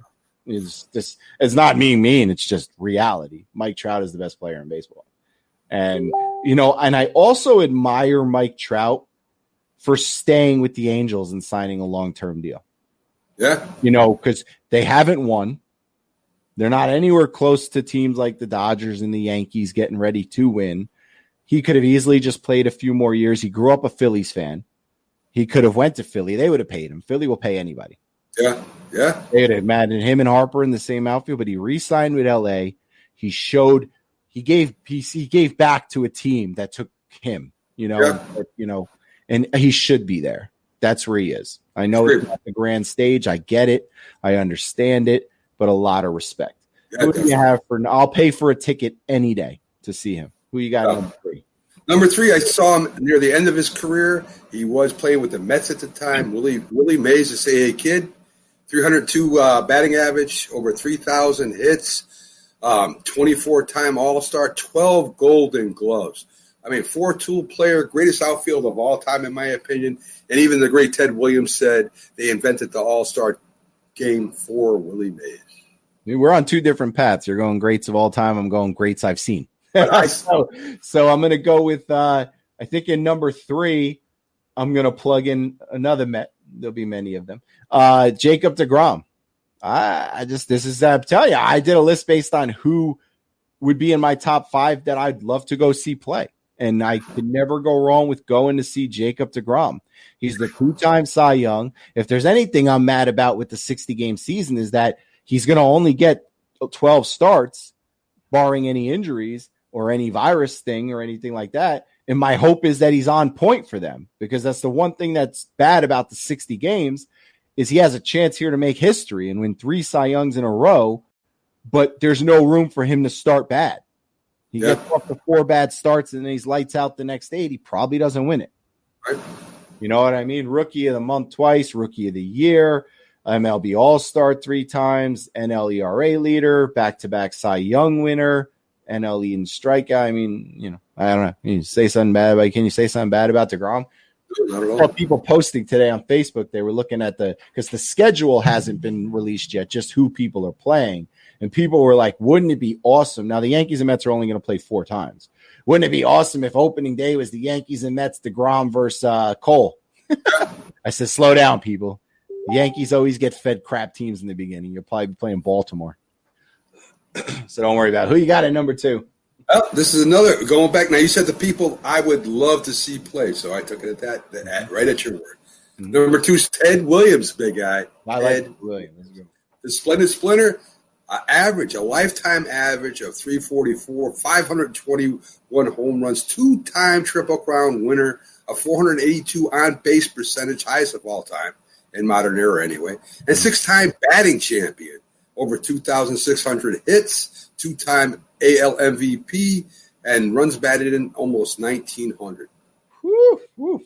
Well, we'll get through my number 2 quickly because you already had him, and I don't need to read the stats twice, but I put number 2, I put Ken Griffey Jr. I told you this yesterday when we covered it for a little while. Sweetest swing from the left-handed side I've ever seen. Yeah. It's sit there and watch him take that swing where the bat falls in the back and hits the ground, and the pose he has, which wasn't showing people up. It was just the way he was. It was so sweet. I could watch it all day. Unbelievable. So I won't go through his stats because you kind of already read that. I'll just mention that he has the 7th most home runs in MLB history. And if you think about it, if he didn't have 3.5 years taken from him where he only played like a few months in 3 seasons, he might be number 1 all time in home runs instead of Possibility. All right, who you got? Who is number 1? Well, I think you know who's coming. As I'm going down my list, you got to know. Ruth? Oh my God, yeah. Listen, I didn't put pictures. I didn't put pitchers on here for a reason because I was going off position players. Mm-hmm. But Babe Ruth, I mean, who else would be number 1, right? There's, people for me. I mean, honestly, all-star pitcher for the Red Sox. He struck out people, and then he hit 3 home runs in one game while he was pitching. His 0.84 ERA in the World Series is the record of all time, and that probably will never be broken. He signs with the Yanks, becomes an outfielder every day, and he starts hitting 59, 60 home runs a year. His batting average, believe it or not, is only 2 points below Ted Williams at 342. He had, of course, 714 home runs, over 2,000 RBIs. As a pitcher, big guy, he was 94 and 46 with a 2.28 ERA. He won 7 pennants. He went to 7 World Series. He won 23 games as a pitcher, twice as a Red Sox. This guy was no schlep as a pitcher. You don't have to tell me on Babe Ruth. Right. He's just not on my list because we did our list a little bit different. We are players that we like to see. So it's okay. It's okay. Would you like to go see him, though? I mean, wouldn't you love to go on back and see him? Yeah, of course I'd like to go see him. I'd hope DeGrom threw at him. No, I'm just my number 1 is, of course, I'm not going to put if my number 1's always going to be whoever my favorite player is. And my favorite Met of all time is Mike Piazza. So I'm going to put he's always going to be my number 1 because he's my favorite player. So if you're asking me, you're setting down a list in front of me and saying, okay, here's a list of every player in the league. Who could you pay and go see one more time? It would be him. When he was there and he was in his prime and he was hitting home runs, man, those things were launched. It was great hitting pitcher. great hitting catcher. Unbelievable. And he's my fellow Italian. Got to throw that in there. So, you got to stick together, right? And we've got fellow Italian. Not a lot of great Italian ball players. Oh, come on. What are you talking about? Not as many as like every other, background. Italian, you go watch the World Baseball Classic. They can't beat anybody. It's like throwing names against the wall. I'm just telling you what it is. But he's got, I love the fact the Mets have taken care of him. I love the fact he went into the Hall of Fame as a Met instead of a Dodger. A lot of people might not know this, but he owns an Italian soccer team. There you go. You didn't know that. You do. So I don't know if it's still around, but he did. All right. So let's switch to hockey because this is like a good day for hockey. So I'm very interested to hear your hockey list. I'm just guessing. Right. That you're just going to throw out the top 5 names everybody knows because you're not a big hockey guy. We'll see. Give me number 5 in hockey. Because my hockey list is like all Flyers. I want to preface this now. I did follow hockey for a time. When the Hartford Whalers were around. Right. So this list is going to go back, some of it back to when I was a kid. So understand this is the hockey I watch. Pick anybody you want. Okay, so we'll go with number 5. I'm gonna go with Mark Messier. Right, 15-time All-Star, 6 Stanley Cups, 5 All-Star teams. Only player to captain 2 teams to win the Stanley Cup championships. 1,887 points in the regular season, third behind Jagr and Gretzky, and unbelievable hockey player. All right, let me rewind real quick while you said that, because I didn't throw out the fans, and I don't want to leave the fans out. So Steve wrote for baseball that 2 of his favorites were Trout and Jeter. Respectable, of course. Gregory wrote his top 5 in baseball were Clemens, Griffey, Edgar Martinez, Frank Thomas, and Ozzie Smith. That's a really good list. Good 5. I don't like to put Clemens on my 5 because I think he's a cheat, but that's a different story for another day. Derek Jeter, Alex put on his list. That's a really good name. Justin kind of bunched them all together, so I got to find out where baseball is here. Here we go. He's got Darryl Strawberry, Derek Jeter, Gary Collins, and Raleigh Fingers. Oh, that's cool. That's a good name. All right, so Jerry from the New York Giants Insider Magazine, he told me he put that his favorite MLB player is Mike Piazza. Jerry, I always knew you were my favorite. Jerry, you come back anytime you want to talk. I knew it. All right, so Alexander put Jeter, Ichiro's a good pick. Nice. Babe Ruth, Sandy Koufax, and DiMaggio. Can't go wrong. And Tyrone put Darryl Strawberry, very good, and Ricky Henderson. Can't go wrong. 2 good players. So now that we're in hockey, before we go down, let me throw some hockey names out there. So let me see. Who put some hockey names out there? So Gregory skipped hockey. Okay, so he's not a hockey fan. Alex loves hockey. He put Mark Messier, 1 hockey player. Justin, I know, put hockey. He's got Messier, Gretzky, Gordie Howe, Ty Domi, and Bobby Clark. That's a good list, Justin. I don't know about Ty Domi, but that's a good list. Jerry put Bernie Parent. That's a good list, too. Or Perrott. Bernie Perrott. That's a good list. I love Bernie Perrott. I said Jerry and I got a lot in common. All right, so let's see. Alexander put Brodeur, Yager, Ovechkin, Crosby, Gretzky, and Tyrone put for hockey Brian Leach. Yeah, it's cool. So I lost your screen, but I still have you. I like it. So anyway, I am going to go with my number 5. And my number 5 is, I'm going to pick an old guy for my number 5. My number 5 is going to be Gordie Howe. How you like that? Good one. Oh, I like that. Tyrone, if you got 5 hockey guys, throw them in there, and we'll add them on the show. All right, so Gordie Howe, one of the best ever. You know, I mean, the thing about Gordie Howe is he played from 46 to 80. 52 years old, he played hockey. He'd get checked and he'd be dead. You'd be looking at him like, what happened to him? I mean, holy cow. 25 years with the Detroit Red Wings. Can you imagine playing 25 years with one team? Yeah. And I mean, a great career. He's on my top 5 somewhere. He had every record, goals, assists, and points until Wayne Gretzky broke them all. Yeah. Can't go wrong. We got it number 4. Number 4 is Jaromir Jagr. Jagr. I'm sending you to the NHL public relations office. Thank you. To go through hockey names. Okay. Thank you. Right, so most career winning goals at 135, most career points by a right wing, most career assists by a right wing, 1,142 points.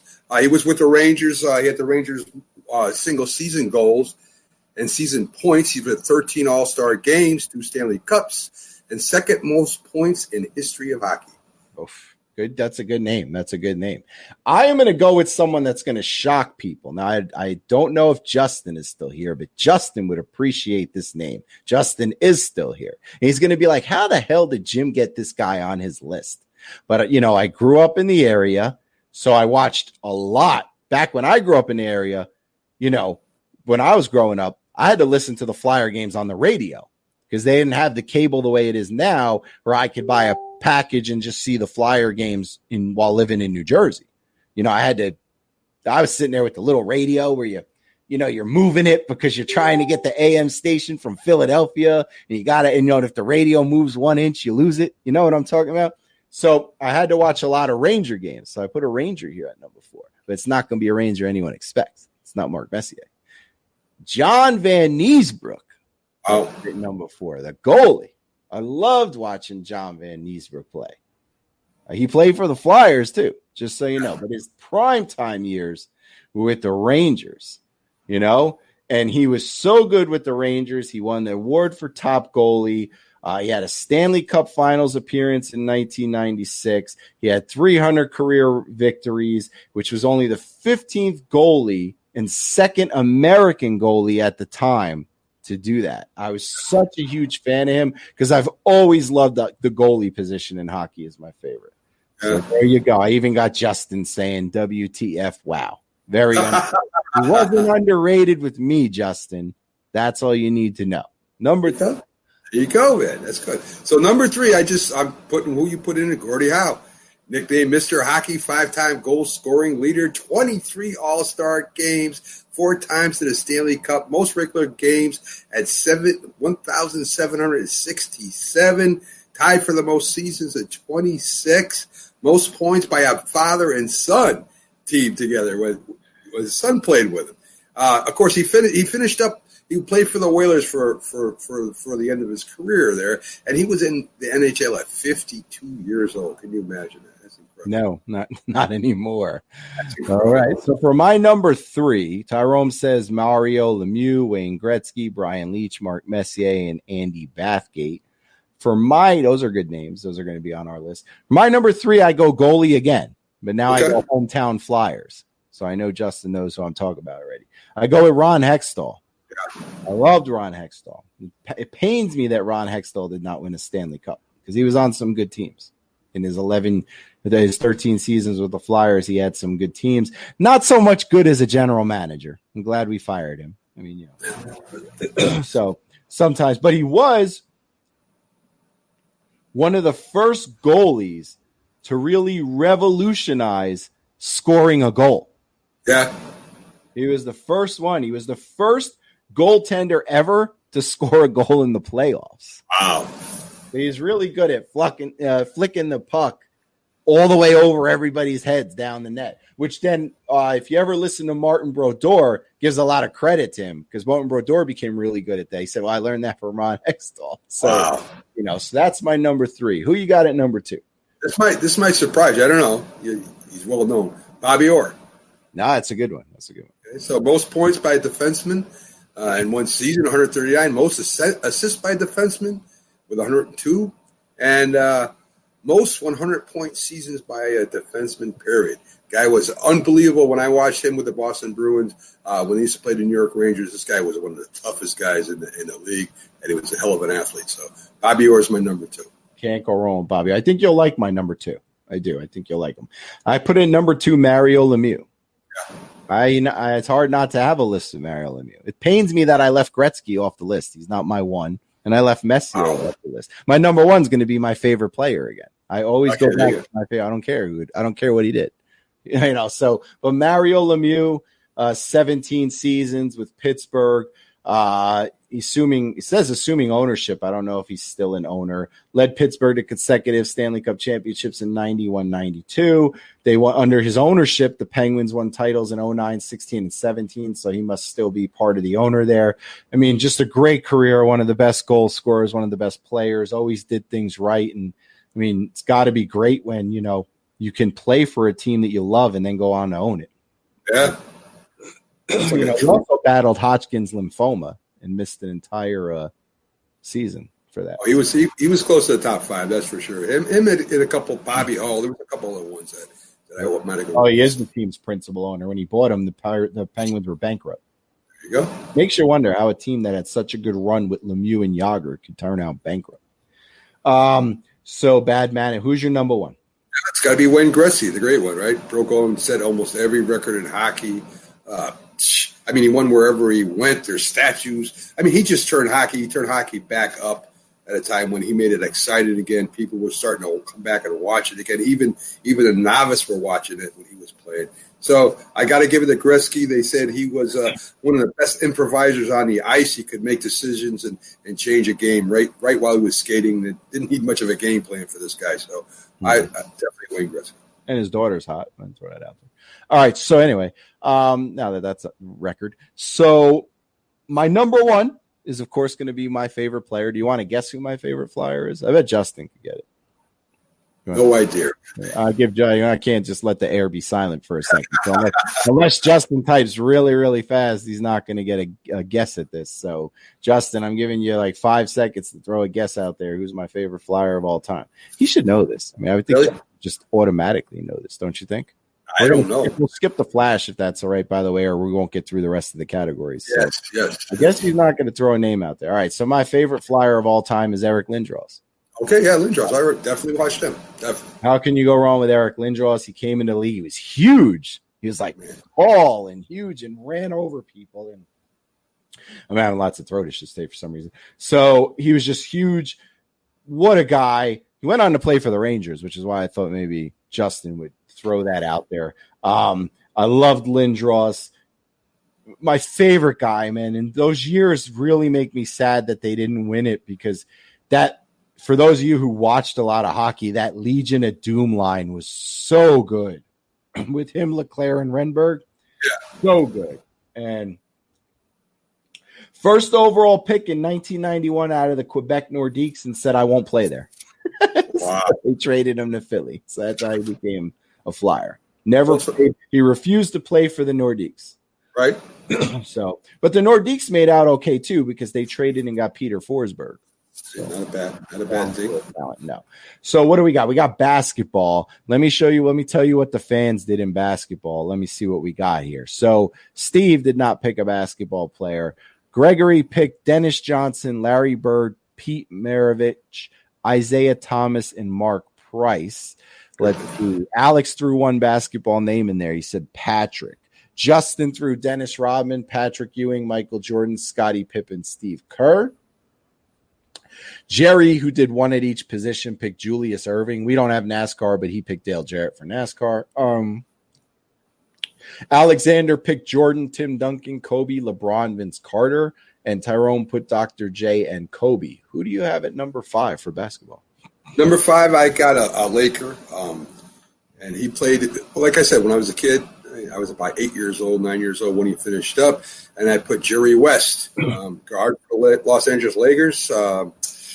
There was no three-point line when he played, but he scored a lot of points. He's a 14-time All-Star, NBA Finals, assist leader in 1972, a total of 25,192 points, averaging 27 points per game, about 6 assists per, almost 6.5 assists per game, and unbelievable. He in 64 and 65, he was averaging 31 points per game. So he was a great guard. He was there when they won when he was winning the titles. He was there with Chamberlain for a couple years. Just a great basketball player. Not bad, not bad. My number 5 might be the only one on this list that's going to shock you a little bit, because I took it just because when I watched him play, he had excitement. He had like gumption. He didn't care about trash talking. And I don't know. That's a special time to me. I put number 5. I put John Starks. I don't know. I love John Starks. I don't know. I mean, he drained the 3. He could shoot. He had no problem getting in Jordan or Pippen's face. I mean, he was just like one of those guys. He was one of those tough guys. When the Knicks, they were trying to, I was like, just beat him up on the court. I mean, I don't care. We got to get through the series. And I love John Starks, man. I mean, I love him. I mean, I know he's not going to be on anybody else's top 5 list, but I don't care. He's on my top. Yeah, it was fun to watch him play. When he got hot, he was hot. That's for sure. Oh, and you couldn't slow him down, man. You couldn't slow him down. The only problem is when he got cold, he got real cold too. That team holds a special spot though those years, because they had a lot of fight in them, and it's the only one on the list that will probably like shock you, But John Starks. All right, who you got at number 4? Number 4, Oscar Robertson, 12-time NBA All-Star, NBA Rookie of the Year. I mean, almost 26 points per game. Rebounds were out of sight, averaging 8 rebounds per game. Almost 10,000 assists, NBA champion 1971. In his rookie year, he had 3 straight years of triple doubles that will never be broken. I don't think anyway. He was averaging 30 points, 10 rebounds per game, and 10 assists per game. So I mean, he was an unbelievable basketball player and one of the greatest of all time. We're going to have to do this another day with you just for the simple fact that I want to hear your top 5 favorites, not you're picking all Hall of Famers. Listen, these are some of the guys I watched when I was growing up, big guy. Right, but they would be your top 5 fan favorites? The guys you did for? Like, how did Roy White – didn't you tell me Roy White's your favorite Yankee? Yes, but I'm talking about – top 5 list. I'm talking about if I was going to a basketball game and I wanted to watch one player, my top 5 players that I would want to watch. All right. Fair enough. So, actually, number 4, I went with another Nick. I don't know how you can't put Patrick Ewing on the list. I mean, I love Patrick. Patrick, again, that team. It's the last team. What we got? The finger roll. We had a beat. All he had to do was dunk it. It's not all his fault. Oh, that was his fault. It was the last team the Knicks had that was any good. Listen, he was a great center. You're going down the line. He slams the ball all the time, and then he's going to do a finger roll. That man. For a minute, he was Jordan, and he got. I feel bad for the man. I really do, because he was such a great center. He's going to be remembered all his life. He had the shot to win the game, and he's going down the line. Nobody's there. All he has to do is just slam that ball, and he does a finger roll. Listen, Patrick, I know what you're thinking. If you ever hear this, you come on the show. Mac will sit out till your segment's done since he made fun of you for the finger roll.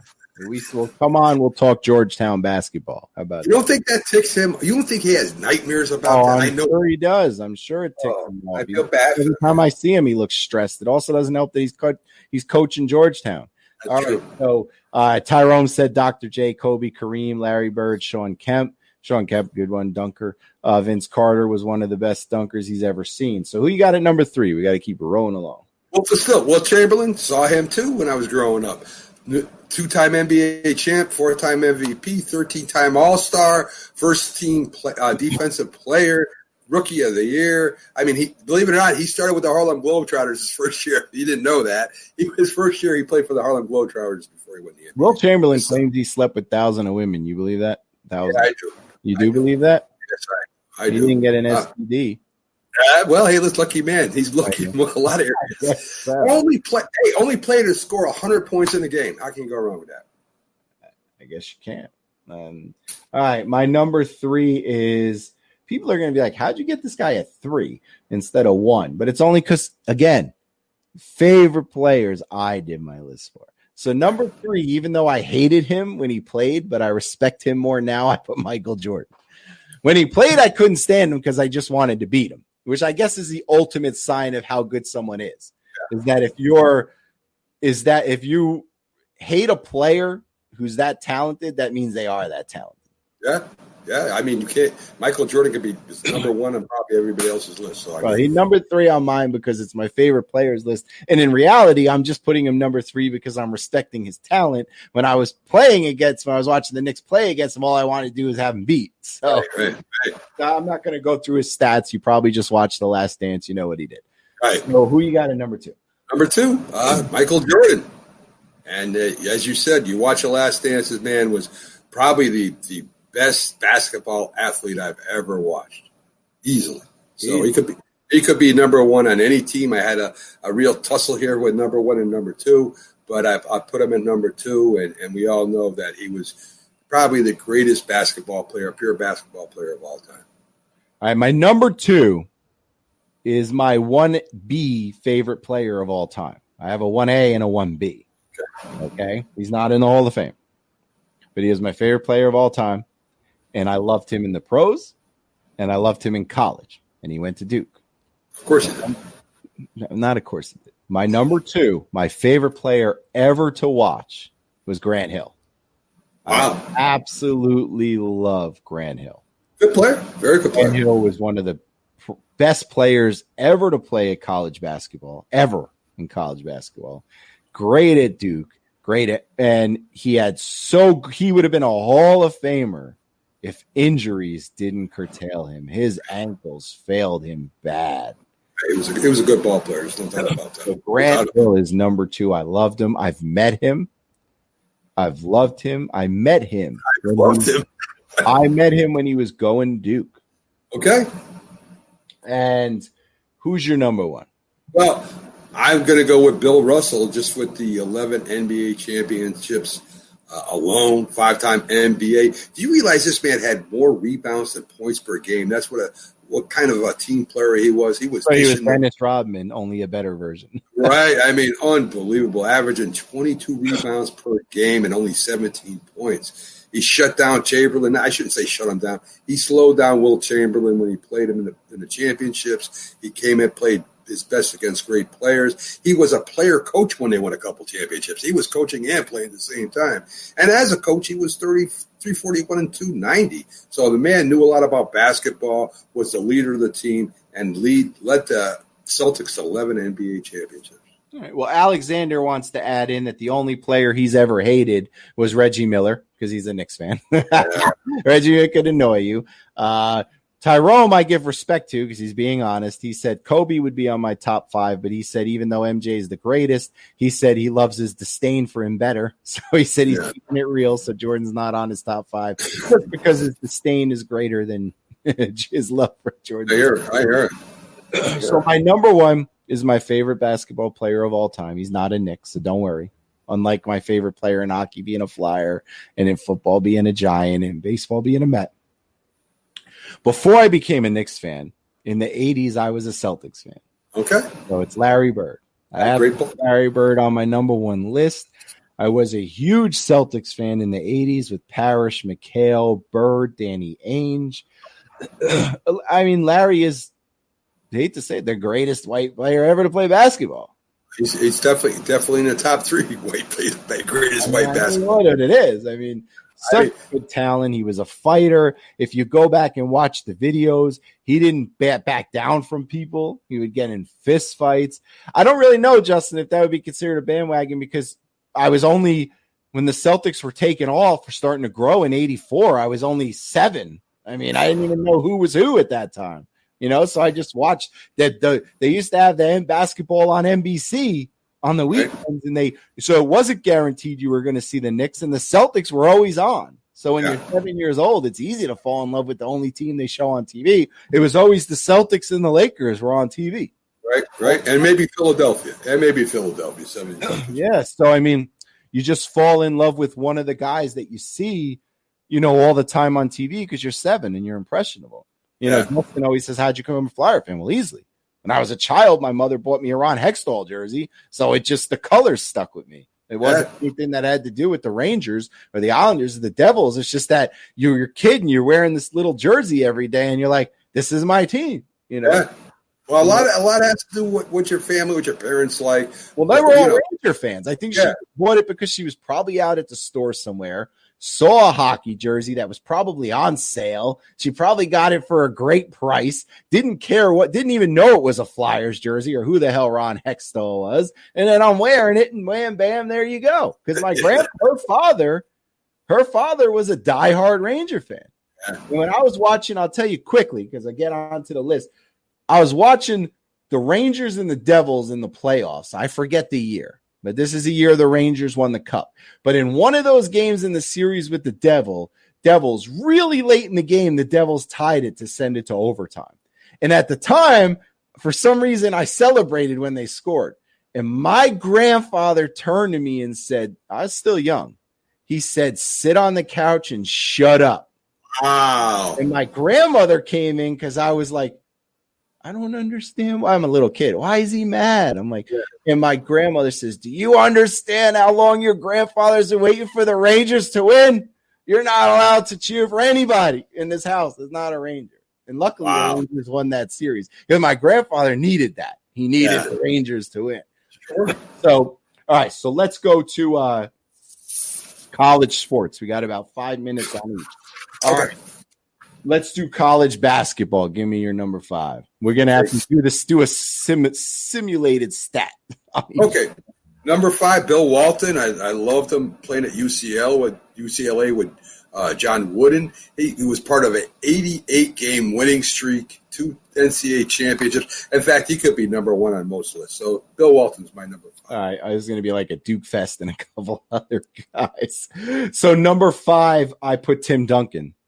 Watched a lot of ACC basketball because I'm a Duke fan. Tim Duncan was a beast at Wake Forest, and it was no surprise to me that Tim Duncan, who could be on anybody's top 5 list in the pros, became so good. So I went with Tim Duncan. Who do you have at number 4?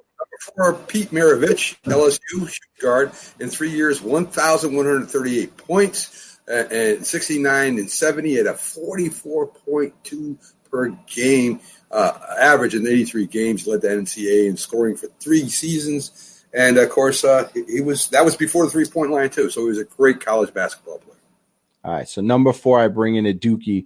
I go with J.J. Redick. J.J. Redick had the sweetest 3-point stroke the college basketball game has ever seen. If anybody wants to dispute that, we'll do it anywhere you want because I got the stats to back it. Not even Stephen Curry was as good as a 3-point shooter in college as J.J. Redick. He became a better pro, but J.J. Redick had one of the sweetest strokes. I would take him to hit a big 3 any day, so I'd throw a Dookie in there. Go ahead. They're all now. Number 3, I got Larry Bird from Indiana State, 2008, 150 points, 30 points per game, 435 assists over those years, 2-time All-American. I mean, he was a great college, brought Indiana State to the promised land. So, great ball player in college. Right, so the next 3 are all Dookies. That's fine. So number 3, I put Bobby Hurley. I mean, Bobby Hurley was such a good point guard in college and had that accident. I don't know if you know, he got in the accident when he was playing for Sacramento in his first couple of years. It robbed his NBA career. Yeah. Now he's coaching college basketball. How's he doing?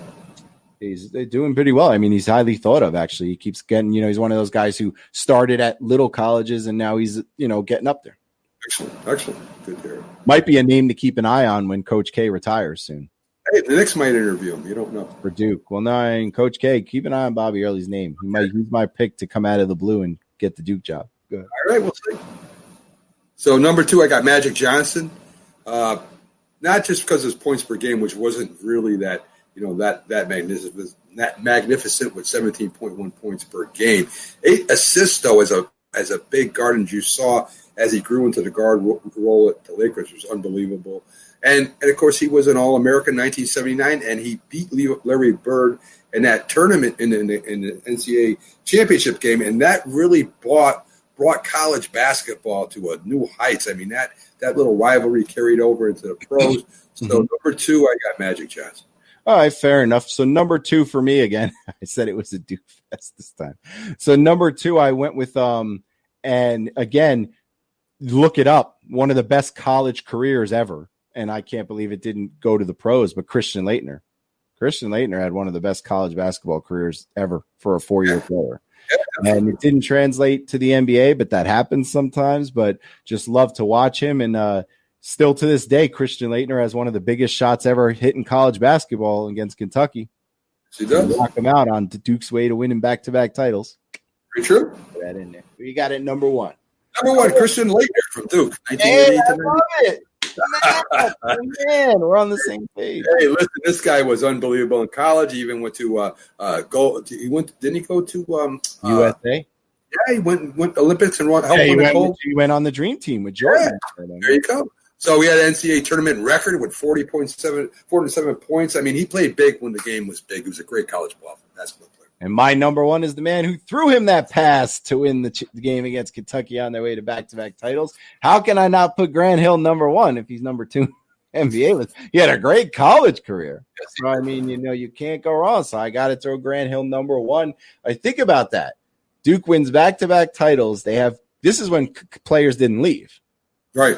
They had Grant Hill, Christian Laettner, and Bobby Hurley at the same time. Yeah, it's quite a college team, and I'm surprised we didn't get any of the Fab 5 in there either. No, but that team put Coach K on the map. Sure That's did. the team that made Coach K what he is today.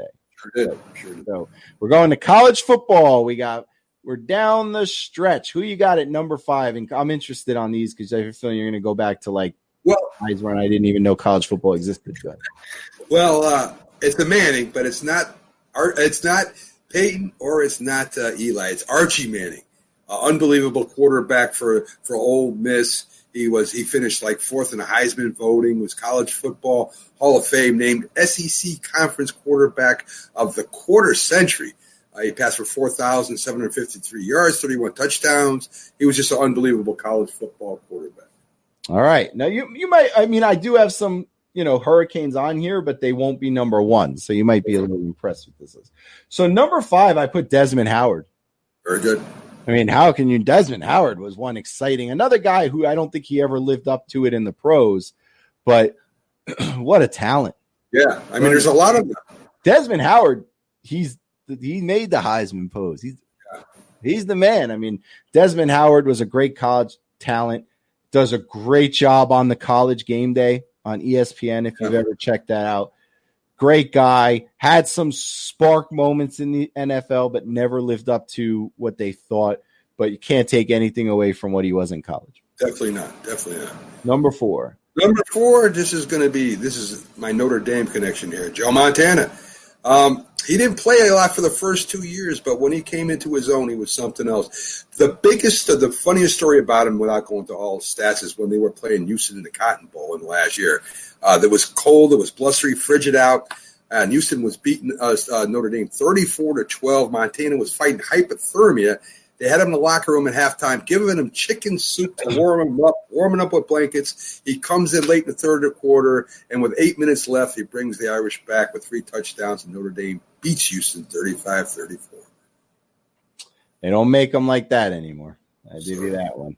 So my number 4 would be, I'll throw my first of 2 Hurricanes who made the list. Ken Dorsey. Ken Dorsey, if you look at his stats, he had such a great career at Miami. He did get drafted by the 49ers in late. He played for Cleveland for 3 years, and then he was the Carolina Panthers quarterback coach when Cam Newton had his best years from 2013 to 2017. When he was at Miami really quick, they won a national title in 2001, almost won a second one when they lost to Ohio State on that call in the end zone. He posted a college record of 38-2. Beat that. He has records for yards, 9,400. Total offense, yards, 9,500. Passing touchdowns, 8,600. Passing completions, 668. Victories as a quarterback. Winning percentage as a quarterback. 200-yard passing performances. And 31 consecutive passes without an interception, 193, which is awesome. Great college quarterback. Yes, very good, very good. Who you got at number 3? Number 3, Earl Campbell, the Heisman Trophy winner. Unbelievable. He was unbelievable in college. Of course, you know about him in pros. He had 4,443 rushing yards and 40 TDs. Almost impossible to stop. And, of course, he was a Heisman Trophy winner. Okay. Number 3, I went with Alexander says Hurricanes used to come to Rutgers and put 70 points up. Yeah, they did. It was back when Ray Lewis and Warren Sapp and Sean Taylor and all those guys were there when he was there. Most people don't know this. The Rock played for Miami. Yeah, I knew that. Yeah. All right. Number 3, I got to go with another Heisman Trophy winner. I got to go with Charles Woodson. There you go. And Charles Woodson, Heisman Trophy winner. He also was the runner-up to Peyton Manning one year. He's still the only primary defensive player to win the award. So says a lot. He led Michigan to an undefeated season and a share of the national title in the same year. Won the Bronco Nagurski Trophy for the best defensive player. All 10, Jim Thorpe. Every award you could think of that's defensive in college football, Charles Woodson won. Definitely. What you got? I'll give you my last 2 because we're running out of time. So 2 was Jim Brown, and number 1 was the great Herschel Walker. All right, my number 2, I went with Jeremy Shockey just because I love to watch him play. And my number 1 is Reggie Bush. Good pick. Whether he took gifts or not, Reggie Bush was unstoppable. He was unstoppable. He was a beast. So we got through our list. For those listening in, as you guys know, we're not on the air Thursdays and Fridays, but a programming note, going forward on the weekends, instead of 9 to 10:30, we're on 8:30 to 10:30. And Saturdays is now baseball day, and Sundays is football. Yeah. And we've got exciting football stuff coming on. As soon as we get closer to the season, we're going to have a pick'em contest with prizes. Everything's going to be great. So, and the good news is this Saturday, we're going to talk all about all the stuff that's in the agreement. Yeah. And because Friday transactions open up. Friday at noon, teams can trade, sign free agents. Next Wednesday, there'll be a camp. So we got a lot of good baseball stuff coming up. A lot of fun. You know, because soon we were about to start doing like top 50 tennis players. Right. I don't even know. I can't name 50 tennis players. I'm sorry. I have to dig deep for that one. After Pete Sampras, Boris Becker, and Andre Agassi, I'm going to have some trouble. There you go, buddy. There you go. There you go. So we're good. Big shout out again to everybody. Over 100 comments on Facebook, 100 questions. We love you guys. You know, keep the comments coming. Share with your friends. Tell them about the Big Guy Sports Network. Share our page to your friends list. Maybe so come and like our page, watch the show, chime in. Big shout out to the guys at the Worldwide Sports Radio Network for being such generous hosts, bringing us aboard, Errol and Speedy Pete. Speedy Pete works continuously, man. Like, I don't know. I could text, if I text Speedy Pete, because I guess he's doing production for them and helping us with production. If I text Speedy Pete, I haven't done this yet, but I know I can. If I text Speedy Pete at 2:00 in the morning, he will respond. Because I've seen him respond at 11:30 at night, and that's usually when I'm going to bed. How about Skippy? What does Skippy do? That's Skippy. It's Speedy Pete and Errol. Right, but he will respond. I've heard Errol told me that he's a late night guy. Yeah. I haven't gotten that confirmation from Pete himself, but I know that I've texted him at 11:30 at night with what I'm doing the next day, and he's responded. The dude, I don't know the dude as well. Obviously, I just met him like in the last month, but the dude puts tireless work in. I think he cuts the clips, does the little promos. You know, have you ever seen him tag a post? He hashtag 900 things. I'm surprised he hasn't hashtagged my mother in one of those posts yet.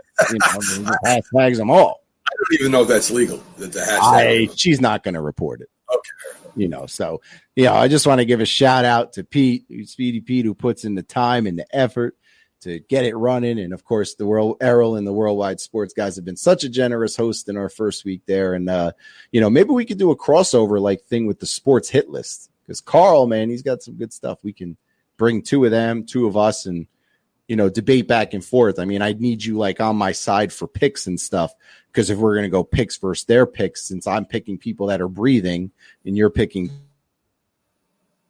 that could be a little bit of a problem because your guys are all past. Well, but they would win because you can't debate it. I mean, why can't I debate it? Maybe they like Ken Dorsey or Grant Hill. They might, but I mean, how can you debate they're better than Oscar Robertson when we already know the truth? Listen, tomato. Okay. Pizza Hut Domino's. What are we? All right, there you go. All right, so we're out. We love you guys. We'll be back Saturday, and we'll be here. And Justin, just so you know, I don't know if Justin's still here. Maybe he'll listen later, but I forgot to tell Justin something. I need to tell him. I found out Justin, because Justin was reaching out to me really quick. We can run a minute late because they don't have anything going on, right? But Justin says to me, he says, the Borgata's open in July 2nd. Because Justin frequents the Borgata. I love to go to the Borgata and play poker. So I reached out to my poker friends and found out the only thing opening because they're only opening to 25% capacity. Okay. So they're going to close most of the doors, and someone's going to be counting people coming in. But the only thing they're opening this July 2nd is the restaurants. They're not allowing any gambling yet. Well, you can't social distance and play poker anyway. How can you do that? Well, no, I mean, they're not even opening the craps tables yet or whatever. Oh. I told already my dealer friends that I'm not going to go check out the poker until I've seen them be open for 2 months with poker. I'm going to let other people be the guinea pigs, so to speak. Right. I mean, what do you throw the chips across the room? I mean, when I don't want people touching my chips. Exactly. It'll wait a little while. So I don't think anybody wants to touch your chips. No. So anyway, we're good. We're done. We're out. Justin, I gave you some information. Take it what you will. Have a good night. I'll see you guys Saturday. Good guy, guys. It's the Worldwide Sports Radio Network.